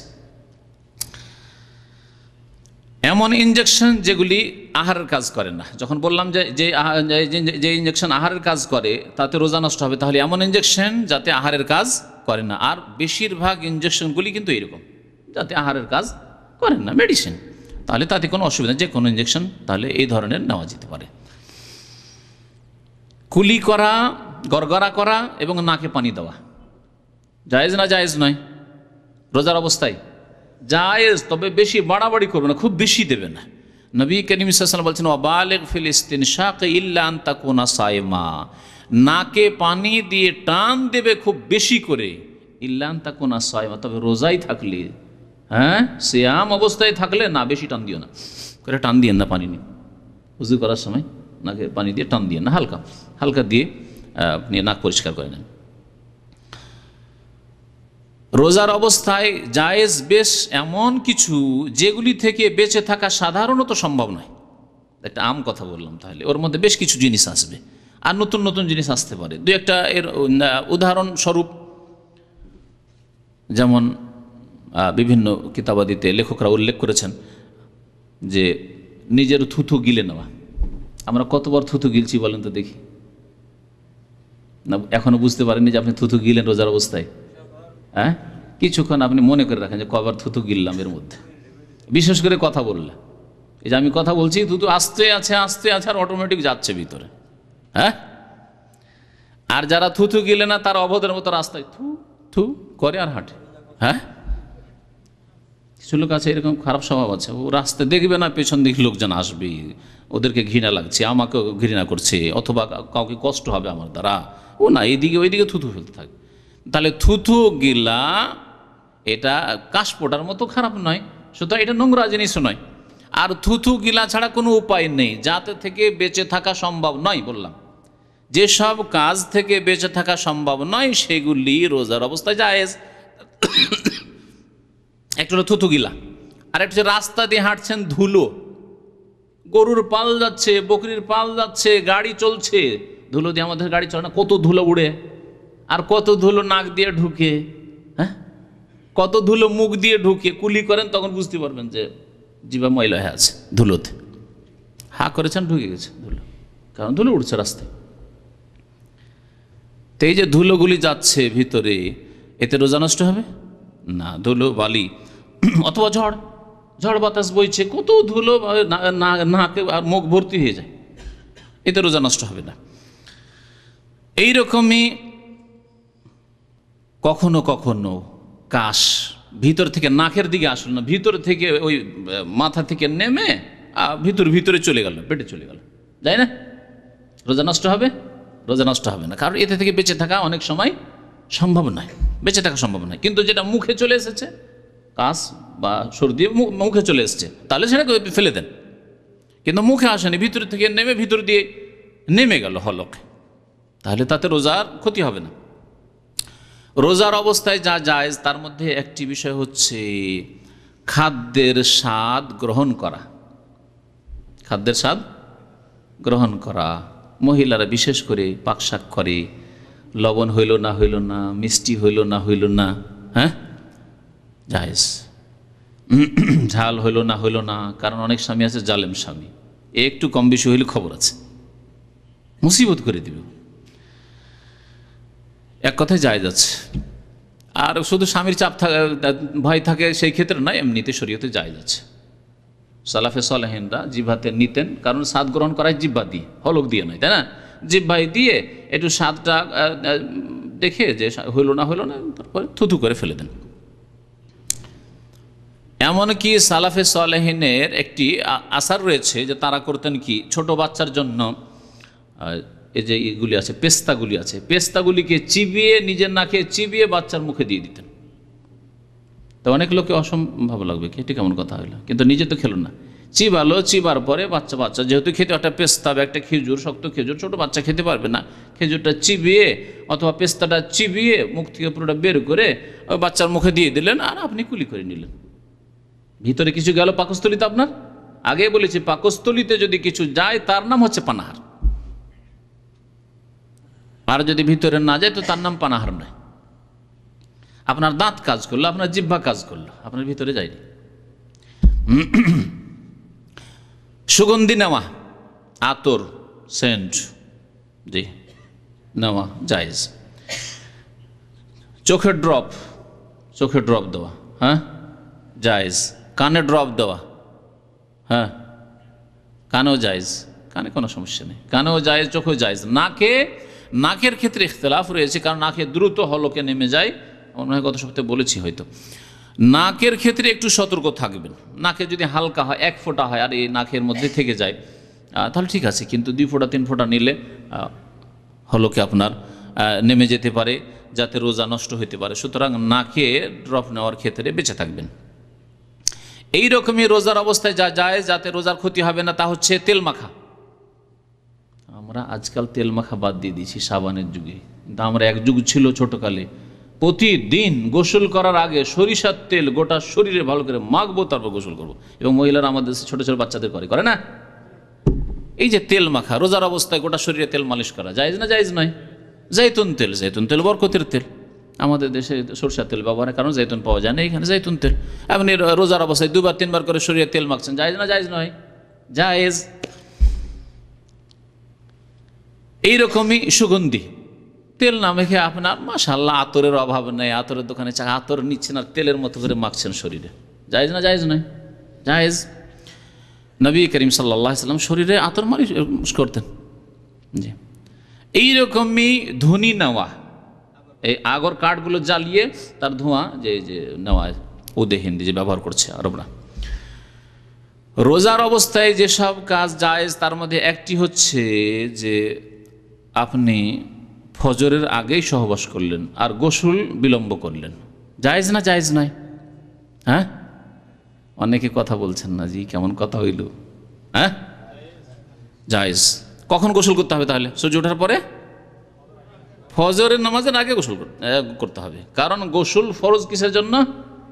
নামাজ পড়ার জন্য। যদি গোসল ফরজ থাকে আপনার উপর তাহলে। কিন্তু সহবাস হয়েছে, তারপরে আপনি সাহারি খাবেন, এখন গোসল করতে গেলে সাহারি ছুটে যাবে, তাহলে কি আর গোসল করবেন না? গোসল কোনো প্রয়োজন নেই।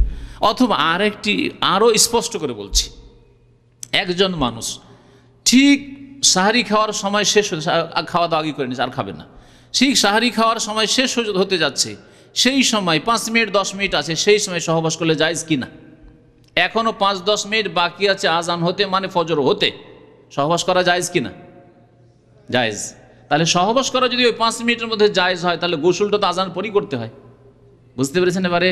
তাহলে বোঝা গেল যে গোসল যে আগেই হইতে হবে, পবিত্রতা অর্জনের করে নিতে আগে না, পবিত্রতা অর্জন পরেও, ফজর হওয়ার পরেও করতে পারে।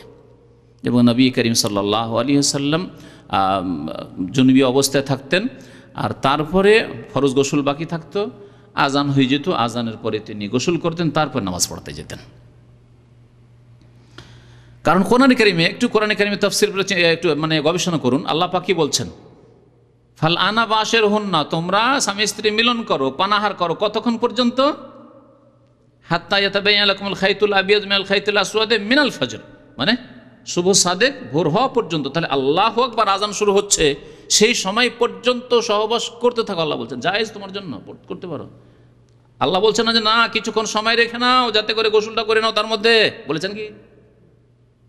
বোঝা গেল যে গোসলটাকে পরে করা যেতে পারে, করে মসজিদ আপনি যেহেতু পুরুষ মানুষ নামাজে হাজির হন, মহিলা মানুষের মসজিদে যাওয়া যেহেতু জামাত তার জন্য ফরজ নয়, সুতরাং সে যদি আরও বিলম্ব করে, ফজর রক্ত আছে, আরও যদি আধা ঘন্টা বিলম্ব হয় দিয়ে গোসল করতে তারপরে নামাজ পড়ে, তখন কোনো দোষ নাই, কারণ তার জন্য ফজরের নামাজের সময় আছে। এইরকম ঋতুবতী মহিলা আর নেফাসওয়ালী মহিলা, ঋতু থেকে পাক হয়েছে ফজরের সময়, ফজরের একটু আগে পাক হয়েছে, কি করবে এখন? গোসল করবে না সাহারি খাবে? আগে সাহারি খাবে, উজু করে সাহারি খেয়ে নেবে, সাহারি খাওয়ার পরে আজানের পরে গোসল করবে, আজানের পরে গোসল করে ফজর নামাজ পড়বে। শরীয়তে এমন দায়িত্ব নেই যেটা অসম্ভব মানুষের জন্য। এদিকে খাবার বাদ দিয়ে দিবে, বিনা সাহারিতে রোজা রাখবে, আরও গোসলে যাবে। বিশেষ করে যারা ব্যাচেলর মানুষ এখানে থাকছেন, একটি বাথরুমে 8জন 10জন লোক থাকছেন, এইদিকে গোসলখানায় যদি লাইন থাকে তো ওইদিকে সাহারি 1 ঘন্টা ছুটে যাবে, এক লোক ঢুকিয়ে আধা ঘন্টা 1 ঘন্টা বসে থাকে বাথরুমের মধ্যে, সে তো সাহারি পাবে না। এরকম যদি শরীয়তের বিধান হইতো তাহলে। রোজার অবস্থায় যেগুলি জায়েজ তার মধ্যে একটি হচ্ছে মিসওয়াক করা, জায়েজ শুধু নয় বরং মুস্তাহাব, এর আগে উল্লেখ করা হয়েছে। তবে মিসওয়াক ছাড়া ব্রাশ সম্পর্কে বললাম, ব্রাশ এবং তার সাথে যে পাউডার অথবা পেস্ট, কলগেট হোক আর অন্য কোনো কোম্পানি হোক, মানে পেস্টটাকে আজকাল অনেক মানুষ কলগেট বলে থাকে। এই কোম্পানিটি এত প্রসিদ্ধ হয়েছে যে কোনো আমি কলগেট না, পেস্ট মানে হচ্ছে যেটা আপনার লিকুইড, আর আপনার যেটা হচ্ছে পাউডার অথবা পেস্ট ব্যবহার করা না, এগুলো থেকে বেঁচে থাকবেন, কারণ এই ব্যাপারে সতর্কতা অবলম্বন করাই হচ্ছে শ্রেয়। মিসওয়াক আপনার জন্য যথেষ্ট, সুন্নত আমল হলো এবং মিসওয়াক আপনি করলেন। সিয়াম অবস্থায় যা জায়েজ তার মধ্যে একটি হচ্ছে যাদের এজমা আছে, এজমা বুঝেন, হাঁপানি, দম্মা, শ্বাস ফুলে, শ্বাসকষ্ট আছে, তাদেরকে এক ধরনের স্প্রে দেয়, ডাক্তারখানায় স্প্রে দেয়, হ্যাঁ স্প্রে, সে মুখে মারে, নাকের স্প্রে, মুখের স্প্রে, যাদের অ্যালার্জি আছে নাকের স্প্রে দেয়, মুখের স্প্রে দেয় করে নাই স্প্রে দিয়ে, স্প্রে তো ভিতরে মুখের মধ্যে গেল, জায়েজ না জায়েজ নয়? হ্যাঁ কেউ বলছেন না কিন্তু, হ্যাঁ জায়েজ, কারণ এটা খাবারও নয় আর পানীয় নয়, আর এটা পাকস্থলী পর্যন্ত পৌঁছে না। বিশেষজ্ঞরা বলছেন, যারা মেডিকেলের বিশেষজ্ঞ, ওষুধের এবং যারা ডাক্তার বিশেষজ্ঞ, তারা বলছেন যে এই যে বাখাখ আরবিতে বলে স্প্রে করলে এটা যায় ফুসফুস পর্যন্ত, যাতে করে শ্বাসকষ্টটা হালকা হয়ে যায়, এটা পাকস্থলী পর্যন্ত যায় না, আর এটা পানীয়ও নয় আর এটা খাদ্যও নয়, গ্যাস, সুতরাং এতে রোজা নষ্ট হবে না, জায়েজ। আল্লাহু আলাম। ওসল্লাল্লাহু আলা নবিয়িনা মুহাম্মদ ওয়া আলা আলিহি ওয়া সাহবিহি আজমাইন। এরপরে যদি আপনাদের কিছু প্রশ্ন থাকে রমজান সংক্রান্ত বা রোজার মাসলা মাসাইল সংক্রান্ত, তো জিজ্ঞাসা করতে পারেন। আর গত সপ্তাহের কিছু প্রশ্ন আছে রমজান সম্পর্কে, সেগুলির উত্তর দিচ্ছি। হ্যাঁ, রোজার অবস্থায় আমাদের ভাই বলছেন মাজি বের হলে উজু নষ্ট হবে, এতে রোজাও নষ্ট হবে। ইচ্ছা করেও যদি কেউ বেশি চিন্তা করে, ইচ্ছা করে যদি মাজি বের হয়, তাতেও রোজা ভঙ্গ হবে না। বীর্য বেরোলে ইচ্ছা করে বের করলে রোজা নষ্ট হবে, আর মাজিতে উজু করতে হবে। নেশার ইঞ্জেকশন হারাম, রোজা নষ্ট হয়ে যাবে, নেশা জাতীয় জিনিসে রোজা নষ্ট হয়ে যাবে। এইরকম আরেকটা জিনিস উল্লেখ করা জরুরি, আমাদের উপমহাদেশের লোকেরা, বিশেষ করে ভারতের লোকদেরকে দেখেছি, পাকিস্তানি লোকদেরকে, এরা গুল ব্যবহার করে। বাংলাদেশে গুল পাওয়া যায়, গুল পাউডার কি দিয়ে তৈরি হয় জানেন? তামাক দিয়ে তৈরি হয়। তো তামাক ব্যবহার করা হারাম প্রথম কথা, আর তামাক এক ধরনের নেশা, যে তামাক দিয়ে দাঁত সাফ করা যার অভ্যাস হয়েছে গুল দিয়ে, সে কিন্তু থাকতে পারবে না, ও পাউডার আর পেস্ট দিয়ে আর দাঁত সাফ করে তার মন ভরবে না। এই জন্য, আর আমি কোনো এক কালের কথা বলছি, মাদ্রাসার এক মৌলভী সাহেব সে গুল ব্যবহার করতো, মসজিদের ইমাম, আমাদের দেশে অনেক মসজিদের ইমাম এই গুলখোর, বুঝতে পেরেছেন? হারাম, গুল হারাম, যেমন বিড়ি হারাম, জর্দা হারাম, তামাক হারাম, সিগারেট হারাম, ওই রকমই গুল হারাম, কারণ একই জিনিস তামাক থেকে তৈরি, তামাক পিষে নেওয়া হচ্ছে। আর এই হারাম জিনিস যদি ব্যবহার করে তাহলে তাতে রোজা নষ্ট হয়ে যাবে, জায়েজ নয়। ভারত উপমহাদেশের একজন বড় আলেম আল্লামা ওবায়দুল্লাহ মুবারকপুরি রহমতুল্লাহ আলী মিশকাতের ভাষ্য লিখেছেন মিরাতুল মাফাতি, তার একটি ফতুয়া আমি ছাত্র জীবনে পড়েছিলাম গুল সম্পর্কে, যে রোজার অবস্থায় গুল ব্যবহার করলে তাতে রোজা নষ্ট হয়ে যাবে। তো প্রমাণের জন্য যে আমার চেয়ে বড় বড় অনেক আলেমরা তারা বলেছেন যে গুলে রোজা নষ্ট হয়ে যাবে। একবার প্রশ্ন করেছেন যে আমার আব্বা অসুস্থ থাকার কারণে রোজা রাখতে পারে না, এখন কি মিসকিনকে শুধু চাউল দিলে চলবে না এর সাথে অন্য কোনো খাবার দিতে হবে? ভাই জিজ্ঞাসা করেছেন যে তার বাবা রোজা রাখতে পারছেন না, কি বার্ধক্যের কারণে বা স্থায়ী অসুস্থ? স্থায়ী যদি অসুস্থ হয়, যদিও হয়তো বৃদ্ধ হয়নি, কিন্তু স্থায়ী অসুস্থ, আর ভালো হওয়ার আশা নেই এই ব্যক্তি, আর আরেক ব্যক্তি যে বৃদ্ধ হয়ে গেছে, খুব বেশি বৃদ্ধ, 80-90 বছর বয়স হয়ে গেছে, আর তার পক্ষে রোজা রাখা সম্ভব নয়, আর বার্ধক্যের পরে সুস্থতা ফিরে আসবেও না, তাহলে এই দুই শ্রেণীর মানুষের জন্য, দাইমি মারিজ স্থায়ী অসুস্থ আর শাইখুল ফানি খুব বেশি বৃদ্ধ, এই দুই শ্রেণীর মানুষের জন্য হচ্ছে ওয়ালাল্লাযিনা ইউতিকুনা ফিদিয়াতুন তা'আমু মিসকিন। আল্লাহ পাক রব্বুল আলামিন কোরআনে কারিমে এই সূরা বাকারাতে যে আয়াতগুলি রয়েছে রমজান রোজা সংক্রান্ত, তা বলছেন ওই লোকেরা যাদের রোজা রাখতে খুব বেশি কষ্ট হয়, স্থায়ী অসুস্থ অথবা খুব বৃদ্ধ মানুষ, তারা ফিদিয়াতুন তা'আমু মিসকিন, মিসকিনের খানা দিয়ে মুক্ত হয়ে যাবে। এক মিসকিনের খাবার ওলামারা বলেছেন যে আধা সা 1.5 কেজি চাউল দিয়ে দেন, খাদ্যদ্রব্য আপনার জন্য যথেষ্ট। ওর সাথে অতিরিক্ত দেওয়া জরুরি নাই, কারণ এটি যথেষ্ট। তবে যদি আপনি সচ্ছল ব্যক্তি হন আর ওর সাথে কিছু আরও দিয়ে দেন, কারণ একজন মানুষ 1.5 কেজি চাউল খাবে না, খুব বেশি খেলে কত খাবে আপনার 750 গ্রাম খাবে, 800 গ্রাম খাবে, আর বাকিটা তো থাকছে, বাকিটা তার শাকসবজি খাওয়ার জন্যই দেওয়া হচ্ছে, এই জন্য 1.5 কেজি করা হয়েছে। আর যদি অতিরিক্ত দেন আপনি যে আরও কিছু খাবার জন্য দিই, তো আমান তাতাওয়া খাইরান ফাইন্নাল্লাহ শাকিরুন আলিম, আল্লাহ পাক বলেছেন যেই ব্যক্তি অতিরিক্ত ভালো কাজ করবে আল্লাহ পাক তার মর্যাদা দান করবেন এবং আল্লাহ পাক জানছেন এবং উত্তম প্রতিদান দেবেন ইনশাআল্লাহ। না, গত সপ্তাহে বিস্তারিত বলেছে খানা দিয়ে মানুষের মানহানি করবেন না। এই 1.5 কেজি খাবার 2 বেলার খানার চাইতে অনেক বেশি ভালো, গোটা পরিবার নিয়ে 10 জন থাকলেও খেতে পারবে। জি, এগুলো জাহেল লোকের কথা, জাহেল লোকদের কথা, মূর্খ লোকদের কথা যে 2 বেলা খানা দিতে হবে আর ওই লোকটাকে বিদ্যুৎ করে বাড়িতে ডেকে খেতে হবে, আর ও ডাল এখানে মাছ ভাত খেয়ে যাবে, আর ছেলে মেয়েরা ডাল ভাত খেতে পায় না বাড়িতে। না, ছেলে মেয়ে নিয়ে সসম্মানে বাড়িতে খাবে, ও চাউল দিয়ে দেবে। মাদ্রাসার ছাত্রকে মাদ্রাসাতে দিয়ে চলে আসেন, চাউল দিয়ে চলে আসেন, ও সসম্মানে খাবে। আপনার বাড়িতে এসে ধর্ণা দিবে কেন? এই তরিকাটা বাদ দিতে হবে, বিদাতি তরিকাগুলি বাদ দিতে হবে আমাদের।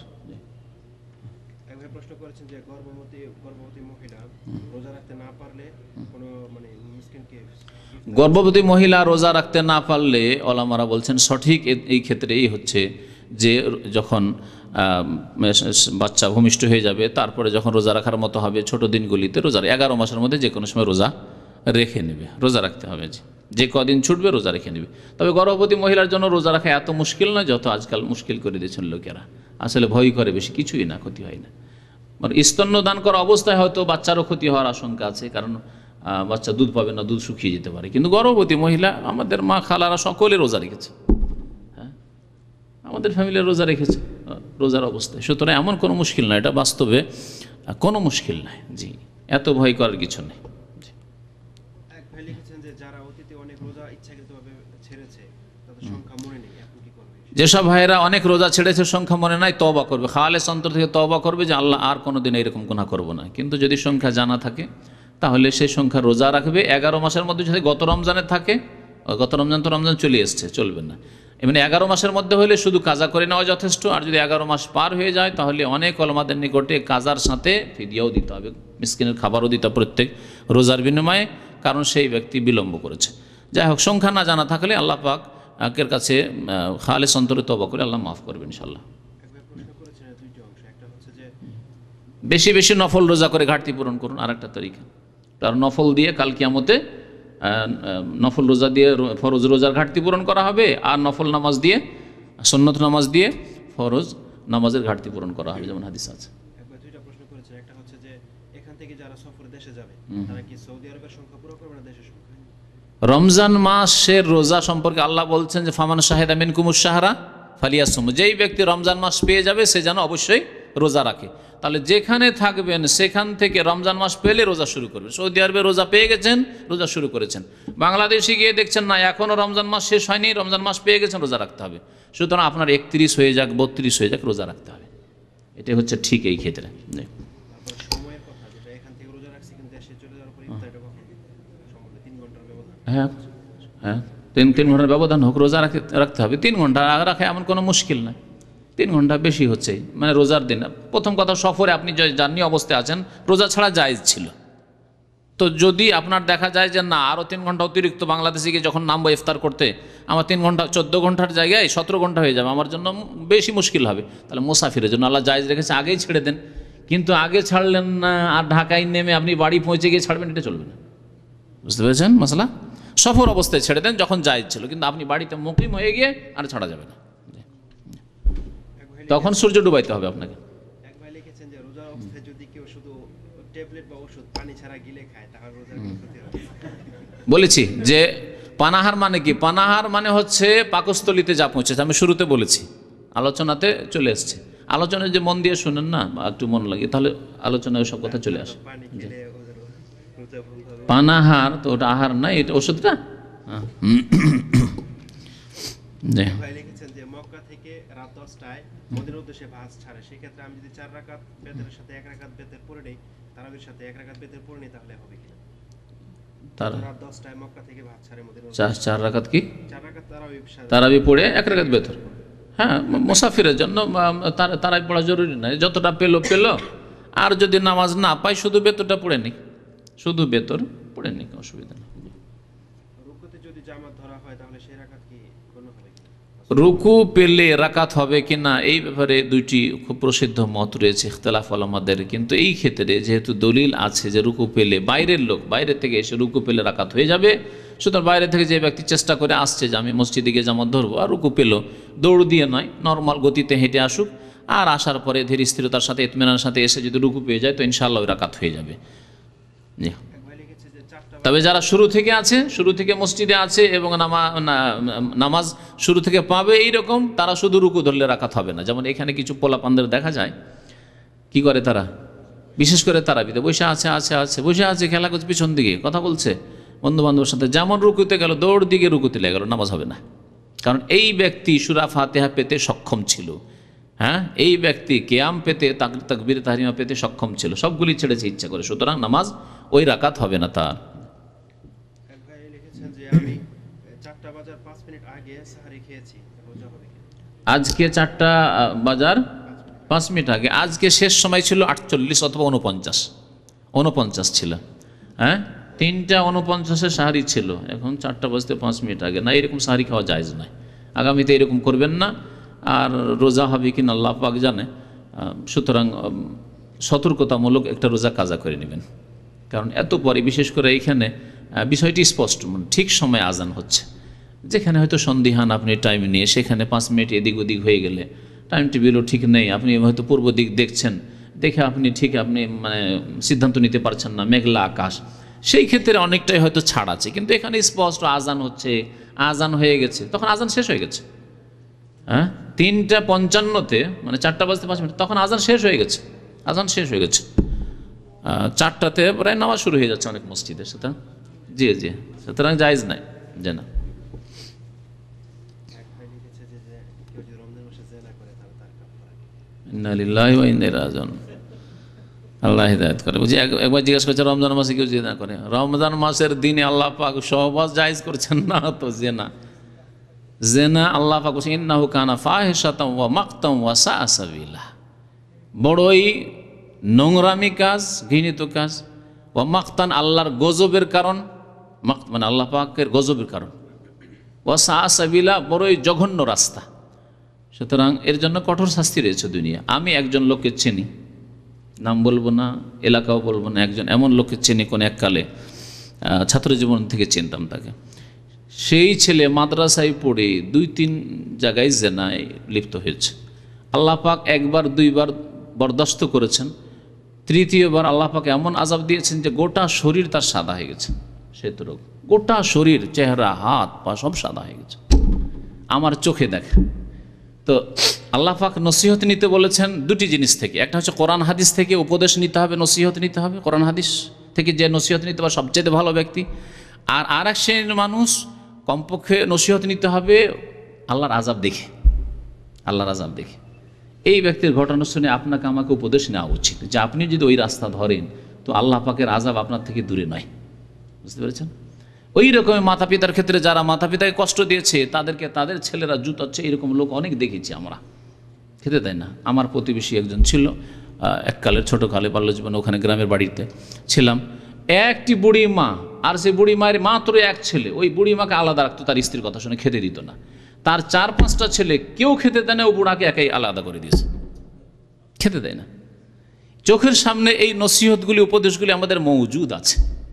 কামাতা দিন তো দানো, যেমন কর্ম হবে তেমন ফল হবে, আল্লাহ দেবেন। সুতরাং এগুলো থেকে আমাদেরকে নসিহত নিতে হবে, নসিহত নিতে হবে। আজকে যদি পাকিস্তানে বন্যা এসে থাকে তাহলে কালকে আমাদের বাড়ি ঘরে আসবে না এমন কথা নয়, আমাদেরকে নসিহত নিতে হবে, শিক্ষা নিতে হবে। আজ গত 2-4 বছর আগে যদি সুনামি হয়ে থাকে তো আমাদের দেশে সুনামি হবে না এমন কথা নয়। সুতরাং নসিহত নিতে হবে। আজকে কত খরা আমাদের দেশে, প্রচণ্ড খরা, বৃষ্টি এখন হওয়া উচিত, বৃষ্টি নেই, জি, আল্লাহর আযাব। সুতরাং নসিহত নিতে হবে, আমাদেরকে সংশোধন করতে হবে। পাপ আল্লাহর আযাবকে ডেকে নিয়ে আসে, জাতি পাপমুক্ত হয়ে যাক, আল্লাহর নিয়ামত নেমে আসবে, আল্লাহর রহমত নেমে আসবে। লাফাতাহনা আলাইহিম বারাকাতিম মিনাস সামাই ওয়াল আরদ, আসমান জমিন আল্লাহ বরকত সমূহ খুলে দেবেন, আল্লাহ ওয়াদা করেছেন। কিন্তু আমাদেরকে পাপ মুক্ত হইতে হবে, গুনাহ থেকে বাঁচতে হবে। বলছেন যে রোজা অবস্থায় শরীরের কোনো অংশ কেটে গেলে রক্ত বের হলে রোজা হবে। রক্ত বের হলে, সামান্য রক্ত বের হলে রোজা নষ্ট হবে না। এত বেশি যদি রক্ত বের হয় যাতে অসুস্থ হয়ে পড়ে, তাহলে তার জন্য ইফতার করা জায়েজ, রোজা ছাড়া জায়েজ, অন্য সময় কাজা করে নেবে। কিন্তু সামান্য রক্ত বের হলে রোজা নষ্ট হবে না। আর লিখেছেন যে ওয়েল্ডিং করার সময় মানে ঝালা করার সময় যে গ্যাস বের হয় সময় নাকে মুখে যায়, সেটা না অসুবিধা না, বললাম তো যেগুলো থেকে বাঁচা যাবে না। বললাম একটা পয়েন্ট ছিল যে ধুলো বালি উড়ে আসছে, অথবা এই যে থুথু মানুষ গিলে নিচ্ছে পারছেন না, ওই রকমই আপনি ওয়েল্ডিংয়ের কাজ করছেন, উড়ে আসছে, গর্দা উড়ে আসছে, ময়লা উড়ে আসছে, কোনো অসুবিধা নেই। নামাজের সময় কাঁধ খোলা রাখা বিধান কি? নামাজের সময় কাঁধ খুলে রাখা জায়েজ নয় যদি কাপড় থাকে তাহলে। নবী করিম সাল্লাল্লাহু আলাইহি ওয়াসাল্লাম সহিহ বুখারী হাদিস, লা ইউসাল্লি আহাদুকুম ফিস সাওবিল ওয়াহিদ লাইসা আলা আতিকিহি মিনহু শাই, কোনো ব্যক্তি যেন একটি কাপড় পরে নামাজ এইভাবে না পড়ে যে কাঁধের উপর, আতিকিহি মানে কাঁধের উপর কিছুই নেই, আর একটা কাপড় নিয়ে এই কোমরে বা বুকে বেঁধে নিয়েছে, এইভাবে নামাজ না পড়ে। যে একটি যদি কাপড় থাকে, তা আমাদের ছোট বাচ্চাদেরকে আগে আমাদের মায়েরা এইভাবে চাদরটা বেঁধে দিত শীতকালে, মনে আছে? বয়স্ক লোকদের মনে থাকে, এইভাবে বেঁধে দিত, আর এখান পর্যন্ত আমাদের ঢেকে থাকতো ছোটো বাচ্চাকালে। তখন কার যুগে সোয়েটার ছিল না, আর ওইসব ছিল না, একটা চাদর দিয়ে আমরা ওইভাবে জড়িয়ে থাকতাম। তো এইরকম কাপড় থাকলে ঢেকে রাখা যাবে। একটি কাপড়ে আপনার লজ্জাস্থানও ঢাকা হবে হাঁটু পর্যন্ত, আর কাঁধ ঢেকে নামাজ পড়তে হবে। সাহাবায়ে কেরামের অনেকেই কাপড়ের অভাবে এইভাবে নামাজ পড়তেন। এক ভাই বলেছেন যে তাবলীগ জামাতের কোনো ভাই নাকি বলেছে সুন্নত নফল ছাড়া কেউ জান্নাতে যেতে পারবে না, কথাটা কি ঠিক? সুন্নত নফল, নফল মানে যে বলেছে যে নফল ছাড়া জান্নাত যাবে না, সে জাহিল। নফল মানে তো অতিরিক্ত, অ্যাডিশনাল, করলে নেকি, না করলে কোনো গুনাহ নেই। নফল মানে অতিরিক্ত। আপনি এখানে একটা ফকির আছে 100 রিয়াল দান করলেন, আপনার জন্য ফরজ, সুন্নাত না নফল? নফল, নফল। এই নফল না করলে জাহান্নামে চলে যাবেন নাকি? তো এর চাইতে বড় জাহেল কি হইতে পারে যে বলবে যে নফল, যে নফল নামাজ না পড়বে, যে নফল রোজা না করবে, যে নফল দান না করবে, সে জাহান্নামে যাবে। ও জাহেল। আর যাদের কথা বললেন এদের মধ্যে জিহালতটাই বেশি, কারণ এরা তো কোরআন হাদিস শিখতে চায় না। তো আর সুন্নত, সুন্নত বিভিন্ন স্তরের আছে। কিছু সুন্নত আছে অত্যন্ত গুরুত্বপূর্ণ, সুতরাং সেই ক্ষেত্রে কোনো গাফিলতি হওয়া উচিত নয়। আর বেশ কিছু সুন্নত আছে, সেগুলো ছাড়লেও জান্নাত পাবে, কিন্তু জান্নাতে হয়তো পাস মার্ক ফেলো। এর আগে একটা উদাহরণ দিয়ে আমি ভালো করে বলেছি যে স্কুলের যেমন রেজাল্টে ফার্স্ট ডিভিশন আছে, সেকেন্ড ডিভিশন আছে, থার্ড ডিভিশন আছে, পাস আছে, ওই রকমই যারা ফরজ ওয়াজিব আদায় করে কমপক্ষে 33 মার্কওয়ালা পাস, ওরা পাস ইনশাআল্লাহ তাআলা। কিন্তু আপনি শুধু পাস করবেন, স্কুলে ভালো ছেলে কোনোদিন পাশের চিন্তা করে না ফার্স্ট হওয়ার চিন্তা করে? আরে কমের পক্ষে ফার্স্ট না হলে সেকেন্ড তো হবো, এই কথা বলে। ফার্স্ট না হলে সেকেন্ড তো হবো। আরে 80 লেটার মার্ক না নিয়ে আসতে পারলে 70 করে 75 তো নিয়ে আসবো। এটা হচ্ছে একটা জ্ঞানীর পরিচয়। আর বেকুব ওই ব্যক্তি যে বলে যে আরে 33 পেয়ে গেছি, দরকার ঠিক আর পড়ার, যথেষ্ট 33 মার্ক। পুরো ক্লাস, আমি স্কুলেও পড়েছি আর মাদ্রাসায় পড়েছি, স্কুলে দেখতাম 2-4টা ছেলেকে বলছে আজকে 33-এর সময় লিখে চলে এসেছি, 2-3টা ছেলে থাকে ক্লাসে এরকম। হ্যাঁ, তো ওই রকম যারা শুধু ফরজ ওয়াজিব আদায় করে আর হারাম থেকে বেঁচে থাকে, নাজায়েজ থেকে, তারা পাস মার্ক ইনশাআল্লাহ তাআলা পাবে, আর আল্লাহ মাফ করবে বাকি। জি, আরেক ভাই লিখেছেন যে আমাদের রুমে একজন হাফেজ আসর এবং ফজরের নামাজ ঘরে পড়ে এবং অন্যান্য ফরজ নামাজও। না, ঘরে নামাজ পড়া জায়েজ নয়, ঘরে নামাজ পড়া জায়েজ নয়। পুরুষদের জন্য জামাতে নামাজ পড়া ফরজ, ফরজ ওয়াজিব একই জিনিস, এবং জামাতে নামাজ পড়া ফরজ পুরুষদের জন্য যারা সুস্থ আর মসজিদের আজান শুনছে। যদি আজান শুনে, আজান যদি শুনতে না পাই, 10 মিনিট 15 মিনিটের রাস্তা, আধা ঘন্টার রাস্তা, আজান শুনতে পাই না, সেটা আলাদা কথা। কিন্তু আজান শুনতে পাই আর যদি যেতে পারে তাহলে অবশ্যই যেতে হবে। ঘরে নামাজ এভাবে হবে না। আব্দুল্লাহ বিন মাসউদ রাদিয়াল্লাহু তাআলা আনহু একটি হাদিস বর্ণনা করেছেন, ওয়ালাউ সাল্লাইতুম ফি বুয়ুতিকুম কামা ইউসাল্লি হাযাল মুতাখাল্লিফ আল মুনাফিক, তোমরা মুনাফিকদের মতো যদি ঘরে ঘরে নামাজ পড়ো তাহলে দালালতুম, তোমরা গুমরাহ পথভ্রষ্ট হয়ে যাবে। সাহাবী বলেছেন পথভ্রষ্ট হয়ে যাবে। তো আল্লাহর ওয়াস্তে আল্লাহ হিদায়াত করুক এইসব লোকদেরকে, যারা হয়তো মাদ্রাসার কিছু শিক্ষাও নিয়েছে। এরা কিন্তু কলঙ্ক, মাদ্রাসা শিক্ষা নিয়েছে আর তারা জামাতে নামাজ পড়ে না, হাফেজ হয়েছে, কারি হয়েছে, আর তাদের দাঁড়িয়ে নেই। আশ্চর্য গেলাম, কালকে একজন ফাজিল পাস, তামিরুল মিল্লাতের ফাজিল পাস, তামিরুল মিল্লাতের নাম শুনেছেন ঢাকায়? ফাজিল পাস। এর আগে কয়েক বছর আগে দেখেছি দাঁড়িয়ে এরকম ছিল, কিছুই নেই। আরে ভাই, এই যদি অবস্থা হয় তাহলে জাতিকে কোন পথে নিয়ে যাবেন আপনি? তারপরে এদের নামাজেরও ঠিক নাই। মুশকিল হচ্ছে যে চেয়ে বড় বিপদ, যারা নামাজই পড়ে না ঠিক করে, শুধু পয়সা আর পয়সা। আল্লাহ আকবার, আল্লাহ পাক যেন হিদায়াত দান করেন আমাদের সকলকে। এদের চাইতে যারা পড়াশোনা করেছে আর আমল না বেআমল, এদের চাইতে অনেক ভালো ওই সব অশিক্ষিত ভাইরা যাদের এক অক্ষরের জ্ঞান নেই, কিন্তু আলহামদুলিল্লাহ তাকওয়া পরহেজগারি আছে। বুঝছেন, সাইন সই করতে জানেন না, কিন্তু আলহামদুলিল্লাহ হারাম কাজ করেন না, ফরজ ওয়াজিব ছাড়েন না, জামাতের নামাজ পড়েন, তাকওয়া পরহেজগারি আছে। আপনি ভাগ্যবান, বলুন আলহামদুলিল্লাহ, অনেক ভালো আছে। জি, একবার জানতে চেয়েছে যে সহিহ হাদিসের কিতাব মোট কয়টি? সহি হাদিস মানে সবগুলো হাদিস সহি এইরকম কিতাব সহি বুখারী এবং সহি মুসলিম কোরআনে কারীমের পরে, আর বাকি অন্যান্য যে কিতাবগুলি রয়েছে আবু দাউদ, তিরমিজি, নাসাঈ, ইবনে মাজাহ, এগুলিতে অধিকাংশ সহি হাদিস আছে, অল্প কিছু যঈফ হাদিস রয়েছে, দুর্বল হাদিস রয়েছে। আর বাকি এমনি সহি হাদিস ছড়িয়ে ছিটিয়ে বহু হাদিসের কিতাবে রয়েছে, তাতে যঈফ জাল হাদিসের সাথে সাথে সহি হাদিসও আছে, যেগুলি ভালো আলেমের সহযোগিতা নিয়ে আপনাকে জানতে হবে। নিজে থেকে আপনি জানতে পারবেন না যে কোনটা সহি এবং কোনটা যঈফ, কারণ এইসব জানার জন্য আরবি ভাষা জানা জরুরি, আরবি ভাষায় যে কিতাবগুলি লেখা আছে সেগুলি জানা জরুরি। আপনাদের জন্য এতটা যথেষ্ট যে ভালো কোনো আলেমের পরামর্শ নিয়ে দ্বীনি মাসলা মাসাইল তাদের কাছ থেকে নেবেন এবং সেইভাবে আপনি জীবনযাপন করবেন। আল্লাহ যেন তার তৌফিক দান করেন। সুবহান রাব্বিকা রাব্বিল ইজ্জাতি আম্মা ইয়াসিফুন ওয়া সালামুন আলাল মুরসালিন ওয়ালহামদুলিল্লাহি রাব্বিল আলামিন। বলেছেন যে কাজের কারণে যদি নামাজ পড়তে দেরি হয় তাহলে সে নামাজ কাজের কারণে কাজ ছেড়ে দিয়ে নামাজ পড়েন, আগে কাজ না আগে নামাজ? আগে নামাজ পড়েন। তবে যদি কাজ অনুমতি না দেয় যে না একটু বিলম্ব করে, যেমন সিকিউরিটির দায়িত্ব আছেন, সিকিউরিটিতে যারা পুলিশ পাহারা দিচ্ছে অথবা মসজিদে হারামে পাহারা দিচ্ছে না পুলিশরা, ওই সময় ওরাও যদি নামাজ পড়ে তো কোনো শত্রুতা করতে পারে, ক্ষতি করতে পারে। সেই জন্য জামা মসজিদে নামাজ হচ্ছে, ওই সময় কিছু সিকিউরিটি পাহারা, সিআইডি ডিপার্টমেন্টের লোক অথবা যারা পুলিশ, ট্রাফিক মরুর, এই যে পুলিশগুলি আছে 999 999, এদের ঘোরাফেরা করা জরুরি, ওদের ডিউটিতে আছে, তাহলে ওরা পরে নামাজ পড়বে, ওদের জন্য জায়েজ। কিন্তু আমার কিছু সাংসারিক কাজ আছে অথবা আমার ডিউটির কাজ আছে, না আমার কম্পিউটারে বেশ কিছু কাজ আছে, কাজটা আগে করে নি পরে নামাজ পড়ে, না জায়েজ নয়, কারণ এটা আমি পরেও করতে পারবো, এটা আমি নামাজ পড়ে এসে করতে পারবো, তাদের জন্য জায়েজ নয়।